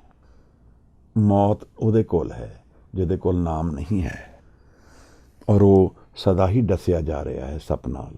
ਮੈਂ ਹਰ ਘੜੀ ਜਦ ਨਾਮ ਦੇ ਬਿਨਾਂ ਜੀਣਾ ਹਾਂ ਤਾਂ ਡਸਿਆ ਜਾਂਦਾ ਹਾਂ, ਔਰ ਹਰ ਘੜੀ ਮੈਨੂੰ ਮੌਤ ਦੇ ਦਰਸ਼ਨ ਹੋ ਰਹੇ ਹਨ। ਕੇਵਲ ਅੰਤਤ ਹੈ ਸਰੀਰ ਦੇ ਮੌਤ ਨਹੀਂ ਹੈ, ਮੌਤ ਤੇ ਲਗਾਤਾਰ ਜੀਵਨ ਦੇ ਨਾਲ ਹੀ ਚੱਲ ਰਹੀ ਹੈ। ਦੁੱਖ ਦੇ ਵਿੱਚ ਮੈਂ ਰਿਹਾ ਤਾਂ ਮੌਤ ਦੇ ਦਰਸ਼ਨ ਹੀ ਹਨ। ਕਨਫਿਊਜ਼ਨ ਵਿੱਚ ਮੈਂ ਰਹਾ ਤਾਂ ਵੀ ਮੌਤ ਦੇ ਦਰਸ਼ਨ ਹਨ। ਬਨਾਰਸੀ ਕਾ ਇੱਕ ਹਿੰਦੀ ਦਾ ਬੰਦ ਸੀਗਾ, ਬਚਪਨ 'ਚ ਪੜ੍ਹਿਆ। ਉਹਦੇ 'ਚ ਇੱਕ ਲਾਈਨ ਸੀ, चिंता और चिता के बीच केवल बिंदु का अंतर है। मेरी चिंता भी तो एक चिता ही है, रोज़ जलदा हाँ ਉਹਦੇ 'ਚ। बिना नाम दे महाराज समझाते हैं असी रोज़ मरते हाँ। बिन गुर बीसियर डसे मरवाट। गुरु दे बिना जीवन दे रस्ते विच ही असी डसे जा रहे हाँ, रोज़ जहर नाल भरे जा रहे हाँ, रोगां नाल घिर जाते हाँ। जीवन दे विच जीण विच ਨਸ਼ਾ ਜ਼ਰੂਰੀ ਹੈ ਜਿਹੜਾ ਜੀਵਨ ਤੋਂ ਤੋੜ ਕੇ ਸਾਨੂੰ ਚਲਾਏ। ਨਾਮ ਇੱਕ ਗਹਿਨ ਨਸ਼ਾ ਹੈ, ਔਰ ਨਾਮ ਨਾਲ ਨਹੀਂ ਜੁੜਾਂਗੇ ਤਾਂ ਦੂਸਰੇ ਨਸ਼ੇ ਲੱਭਦੇ ਰਵਾਂਗੇ। ਸ਼ਾਂਤੀ ਨਹੀਂ ਆਉਂਦੀ ਮਨ ਨੂੰ, ਟੁੱਟਦਾ ਨਹੀਂ ਮਨ, ਵਿਆਕੁਲ ਔਰ ਪਰੇਸ਼ਾਨੀ 'ਚ ਹੀ ਰਹਿੰਦਾ ਹੈ। ਤਾਂ ਗੁਰਮੁਖ ਸ਼ਬਦ ਦੇ ਅਭਿਆਸ ਵਿੱਚ ਲੀਨ ਹੋ ਕੇ ਉਡਾਰੀ ਮਾਰ ਦਿੰਦਾ ਹੈ, ਇੱਕ ਨਸ਼ੇ 'ਚ ਜੀਵਨ ਜੀ ਲੈਂਦਾ ਹੈ। ਇਹ ਨਸ਼ਾ ਹੀ ਤਾਂ ਹੈ। ਜਿੱਥੇ ਮਨਸੂਰ ਕਹਿ ਰਿਹਾ ਮੈਨੂੰ ਕੱਟ ਦਿਓ, ਮੈਂ ਕੱਟਿਆ ਨਹੀਂ ਜਾ ਸਕਦਾ, ਹੱਸਦਾ ਹੈ। ਜਿਵੇਂ ਡਾਇਓਜਨੀਜ਼ ਅਲੈਗਜ਼ੈਂਡਰ ਨੂੰ ਕਹਿੰਦਾ ਹੈ, ਤੇਰੇ ਕੋਲ ਬੜੀ ਸ਼ਕਤੀ ਹੋਏਗੀ, ਮੇਰੇ ਕੋਲ ਤੇਰੇ ਤੋਂ ਜ਼ਿਆਦਾ ਹੈ, ਮੈਨੂੰ ਤੇਰੀ ਲੋੜ ਨਹੀਂ ਹੈ। ਮੇਰੇ ਜੀਵਨ ਦਾ ਆਧਾਰ ਜੀਵਨ ਦੀ ਪਾਵਰ ਨਹੀਂ ਹੈ, ਨਿਰੰਕਾਰ ਦਾ ਨਾਮ ਹੈ। ਮਹਾਰਾਜ ਤੁਹਾਨੂੰ ਇਸ ਪੰਕਤੀ ਵਿੱਚ ਦੱਸਦੇ ਹਨ, ਬਿਨ ਗੁਰ ਬਸੀਰ ਡਸੇ ਮਰਵਾਟ, ਨਾਨਕ ਗੁਰਬਿਨ ਘਾਟੇ ਘਾਟ। ਜੀਵਨ ਦੇ ਵਿੱਚ ਲਾਭ ਔਰ ਨਫਾ ਔਰ ਨੁਕਸਾਨ ਕੀ ਹੈ, ਇਹ ਜਾਣਨਾ, ਗੁਰੂ ਨੂੰ ਜਾਣਨ ਵਾਸਤੇ, ਗੁਰੂ ਨੂੰ ਜਾਣ ਕੇ ਹੀ ਇਹ ਜਾਣ ਸਕਦੇ ਹਾਂ ਕਿ ਜੀਵਨ ਦਾ ਨੁਕਸਾਨ ਔਰ ਨਫਾ ਕਿੱਥੇ ਹੈ। ਅਗਰ ਮੇਰੇ ਜੀਵਨ ਵਿੱਚ ਜੀਂਦੇ ਹੋਏ ਮੈਂ ਉਹ ਕੁਝ ਕਮਾਇਆ ਜੋ ਜੀਵਨ ਮੇਰੇ ਤੋਂ ਲੈ ਲਏਗਾ, ਤਾਂ ਮੈਂ ਫਿਰ ਕੀ ਕਮਾਇਆ। ਜ਼ਫਰਨਾਮਾ ਵਿੱਚ ਪਾਤਸ਼ਾਹ ਜੀ ਇੱਕ ਬਚਨ ਕਰਦੇ ਹਨ, ਨਾ ਸਾਜ਼ੋ ਨਾ ਬਾਜ਼ੋ ਨਾ ਫੌਜੋ ਨਾ ਫਰਸ਼, ਖੁਦਾਵੰਦ ਬਖਸ਼ਣ ਦੇ ਉਹ ਐਸ਼ ਅਰਸ਼। ਕਹਿ ਰਹੇ ਹਨ, ਨਾ ਸਾਜ਼ ਹਨ, ਨਾ ਬਾਜ਼ ਹਨ, ਨਾ ਰਾਇਲਟੀ ਹੈ, ਨਾ ਮਹਿਲ ਹਨ, ਨਾ ਫਰਸ਼ ਹਨ, ਨਾ ਮੇਰੇ ਮਹਿਲ ਹਨ, ਪਰ ਮੇਰਾ ਆਨੰਦ ਕਿਧਰੇ ਨਹੀਂ ਗਿਆ ਹੈ। ਖੁਦਾਵੰਦ ਬਖਸ਼ਣ ਦੇ ਉਹ ਐਸ਼ ਅਰਸ਼, ਇੱਕ ਆਜ਼ਾਦੀ ਹੈ ਇਸ ਆਨੰਦ ਵਿੱਚ, ਕਾਰਨ ਤੋਂ ਪਰੇ ਹੈ। ਜੋ ਸੁਖ ਕਿਸੇ ਕਾਰਨ ਕਰਕੇ ਹੈ ਉਹ ਦੁੱਖ ਹੀ ਹੈ, ਸੁਖ ਨਹੀਂ ਹੈ। ਅਸਲ ਸੁਖ ਅਕਾਰਨ ਹੈ, ਅਸਲ ਪ੍ਰੇਮ ਅਕਾਰਨ ਹੈ, ਜਿਹੜਾ ਪਾਤਸ਼ਾਹ ਨੇ ਸਾਨੂੰ ਸਮਝਾਇਆ। ਸਾਚ ਕਹੂੰ ਮੈਂ ਸੁਨ ਲਿਓ ਸਭੇ, ਜਿਨ ਪ੍ਰੇਮ ਕੀਓ ਤਿਨ ਹੀ ਪ੍ਰਭ ਪਾਇਓ।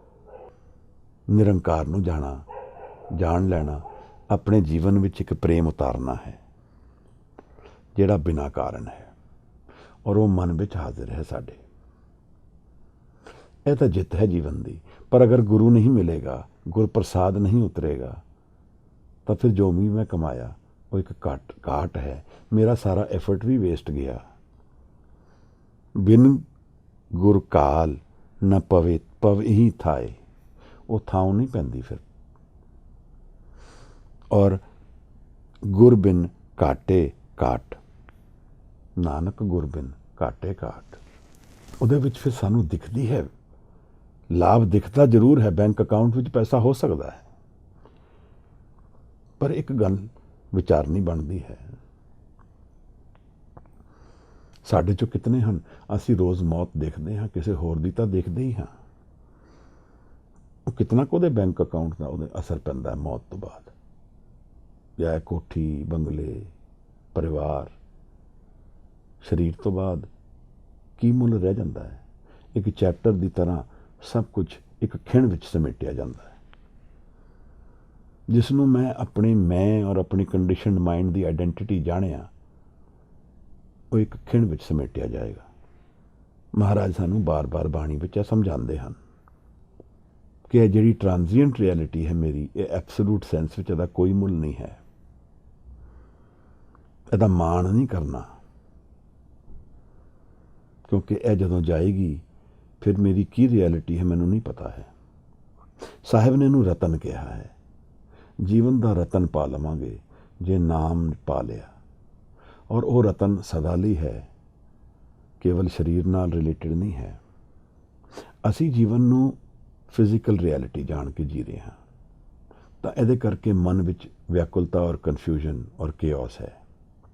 ਪਰ ਅਗਰ ਮਨ ਨੂੰ ਸਪਿਰਿਚੁਅਲ ਰਿਐਲਿਟੀ ਜਾਣ ਕੇ ਜੀਏ ਕਿ ਮਨ ਇੱਕ ਸਪਿਰਿਟ ਹੈ, ਜੀਵਨ ਇੱਕ ਸਪਿਰਿਚੁਅਲਿਟੀ ਹੈ, ਤਾਂ ਫਿਰ ਮਨ ਕਨਫਿਊਜ਼ਨ ਔਰ ਕੇਓਸ ਤੋਂ ਹਟ ਜਾਏਗਾ।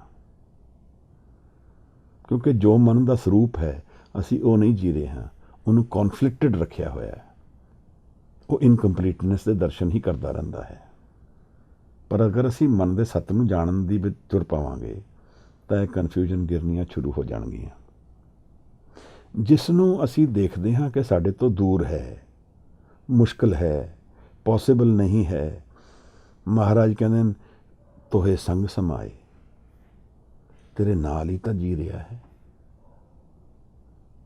ਜਿਸ ਨੂੰ ਅਸੀਂ ਸਮਝ ਰਹੇ ਹਾਂ ਕਿ ਪਤਾ ਨਹੀਂ ਕਿੱਥੇ ਹੈ, ਉਹ ਨਾਲ ਹੈ ਮੇਰੇ, ਉਸ ਨੂੰ ਖੋਜਣਾ ਕਿੱਥੇ ਹੈ, ਘੱਟ ਹੀ ਖੋਜੋ ਭਾਈ। ਤਾਂ ਇਹ ਜਿਹੜੀ ਕੀਰਤਨ ਦੀ ਵਿਧੀਆਂ ਹਨ, ਸ਼ਬਦ ਅਭਿਆਸ ਹੈ, ਇਹ ਅੰਤਰ ਜਾਣ ਦੀ ਵਿਧੀ ਹੈ, ਗੁਰਪ੍ਰਸਾਦ ਜੀਵਨ ਵਿੱਚ ਉਤਾਰਨ ਦੇ ਤਰੀਕੇ ਹਨ, ਮੈਥਡਸ ਹਨ। ਜਪਜੀ ਸਾਹਿਬ ਵਿੱਚ ਅਸੀਂ ਇਹਦੇ ਦਰਸ਼ਨ ਕਰ ਚੁੱਕੇ ਹਾਂ। ਬਿਨਾਂ ਗੁਰੂ ਦੇ ਜੀਵਨ ਇੱਕ ਜ਼ਹਿਰ ਦੀ ਤਰ੍ਹਾਂ ਦਿਖਦਾ ਪਿਆ ਹੈ। ਇੱਕ ਅਤ੍ਰਿਪਤਤਾ, ਇਨਕੰਪਲੀਟਨੈਸ ਦੀ ਭਟਕਣ ਵਿੱਚ ਮਨ ਸਦਾ ਹੀ ਭ੍ਰਮਣ ਵਿੱਚ ਰਹਿੰਦਾ ਹੈ। ਇੱਕ ਵੇਸਟਫੁਲਨੈਸ ਐਨਰਜੀ ਦੀ ਕਨਫਿਊਜ਼ਨ ਕਰਕੇ ਜੀਵਨ ਵਿੱਚ ਰਹਿੰਦੀ ਹੈ।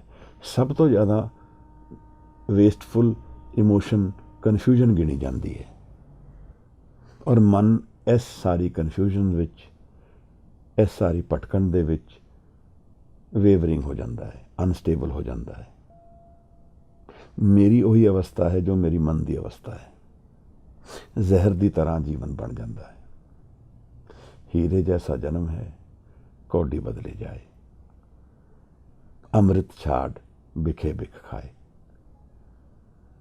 ਮਹਾਰਾਜ ਕਹਿੰਦੇ ਨੇ ਜੀਵਨ ਤਾਂ ਅੰਮ੍ਰਿਤ ਹੈ, ਪਰ ਮੈਂ ਆਪਣੀ ਹਉਮੈ ਵਿੱਚ ਗੁਰੂ ਤੋਂ ਦੂਰ ਜਾ ਕੇ ਉਹਨੂੰ ਜ਼ਹਿਰ ਬਣਾਤਾ। ਜੀਵਨ ਨੂੰ ਅੰਮ੍ਰਿਤ ਤੋਂ ਜ਼ਹਿਰ ਬਣਾਉਂਦੇ ਦੇਰ ਨਹੀਂ ਲੱਗਦੀ, ਔਰ ਜ਼ਹਿਰ ਤੋਂ ਫਿਰ ਅੰਮ੍ਰਿਤ ਬਣਾਉਂਦੇ ਵੀ ਦੇਰ ਨਹੀਂ ਲੱਗਦੀ, ਪ੍ਰੋਵਾਈਡਡ ਅਸੀਂ ਜੀਂਦੇ ਜੀ ਉਸ ਸੱਤ ਨੂੰ ਜਗ ਜਾਈਏ। ਸਰੀਰ ਤੋਂ ਬਾਅਦ ਫਿਰ ਇਹ ਰਸਤੇ ਖੁੱਲ੍ਹਦੇ ਨਹੀਂ। ਅਗਲੇ ਪਦੇ ਵਿੱਚ ਅਸੀਂ ਗੁਰੂ ਦੀ ਪ੍ਰੈਜ਼ੈਂਸ ਦੀ, ਹਜ਼ੂਰੀ ਦੀ ਸੈਲੀਬ੍ਰੇਸ਼ਨ ਜਾਣਾਂਗੇ। ਸਾਹਿਬ ਨੇ ਅੱਜ ਸਾਨੂੰ ਬਿਨਾਂ ਗੁਰੂ ਦੇ ਜੀਵਨ ਸਮਝਾਇਆ ਹੈ ਕਿ ਜ਼ਹਿਰ ਦੀ ਤਰ੍ਹਾਂ ਹੈ। ਕ੍ਰਿਸ਼ਨਾ ਮੂਰਤੀ ਨੇ ਬਹੁਤ ਉੱਤਮ ਵਿਚਾਰ ਜੀਵਨ ਵਿੱਚ ਦਿੱਤੇ ਹਨ, ਪਰ ਇਹ ਗੱਲ ਨਹੀਂ ਸਮਝ ਆਈ ਕਿ ਉਹਦਾ ਮਨ ਔਰ ਉਹਦੀ ਮਸਤਿਸ਼ਕ ਵਿੱਚ ਕੀ ਇਸ਼ੂ ਸਨ ਕਿ ਉਹਨੂੰ ਬਹੁਤ ਦਰਦ ਹੁੰਦੇ ਸਨ ਸਿਰ ਦੇ ਵਿੱਚ। ਇਹ ਨਹੀਂ ਸਮਝ ਆਈ। ਕੌਨਫਲਿਕਟ ਜਿਵੇਂ ਸਰੀਰ ਵਿੱਚ ਉਤਰ ਗਿਆ ਹੋ ਸਕਦਾ ਹੈ, ਕੁਝ ਵੀ ਕਹਿਣਾ ਠੀਕ ਨਹੀਂ, ਪਰ ਕੇਵਲ ਵਿਚਾਰਾਂ ਦੇ ਵਿੱਚ ਡੁਬਕੀ ਮਾਰਨ ਨਾਲ ਵਿਚਾਰ ਦੇ ਪਾਰ ਨਹੀਂ ਜਾ ਪਾਉਂਦੇ, ਔਰ ਸ਼ਬਦ ਸਾਨੂੰ ਵਿਚਾਰਾਂ ਤੋਂ ਪਰੇ ਇੱਕ ਹੋਰ ਜੀਵਨ ਵੱਲ ਲੈ ਜਾਂਦਾ ਹੈ। ਨਾਨਕ ਭਗਤਾਂ ਸਦਾ ਵਿਗਾਸ, ਸੁਣਿਆ ਦੁੱਖ ਪਾਪ ਕਾ ਨਾਸ। ਜਿੱਥੇ ਸ਼ਬਦ ਦੇ ਸੁਣਨ ਨਾਲ ਦੁੱਖ ਔਰ ਪਾਪ ਇਹ ਦੋਨੋਂ ਮਿਟ ਜਾਂਦੇ ਹਨ। ਸਤਿਗੁਰ ਕੇ ਜਨਮੇ ਭ੍ਰਮਣ ਮਿਟਾਇਆ। ਮੈਂ ਇੱਕ ਸਟੇਬਲ ਗਰਾਊਂਡ ਮਨ ਦਾ ਲੱਭ ਲਿਆ, ਜਿੱਥੇ ਭ੍ਰਮਣ ਨਹੀਂ ਹੈ।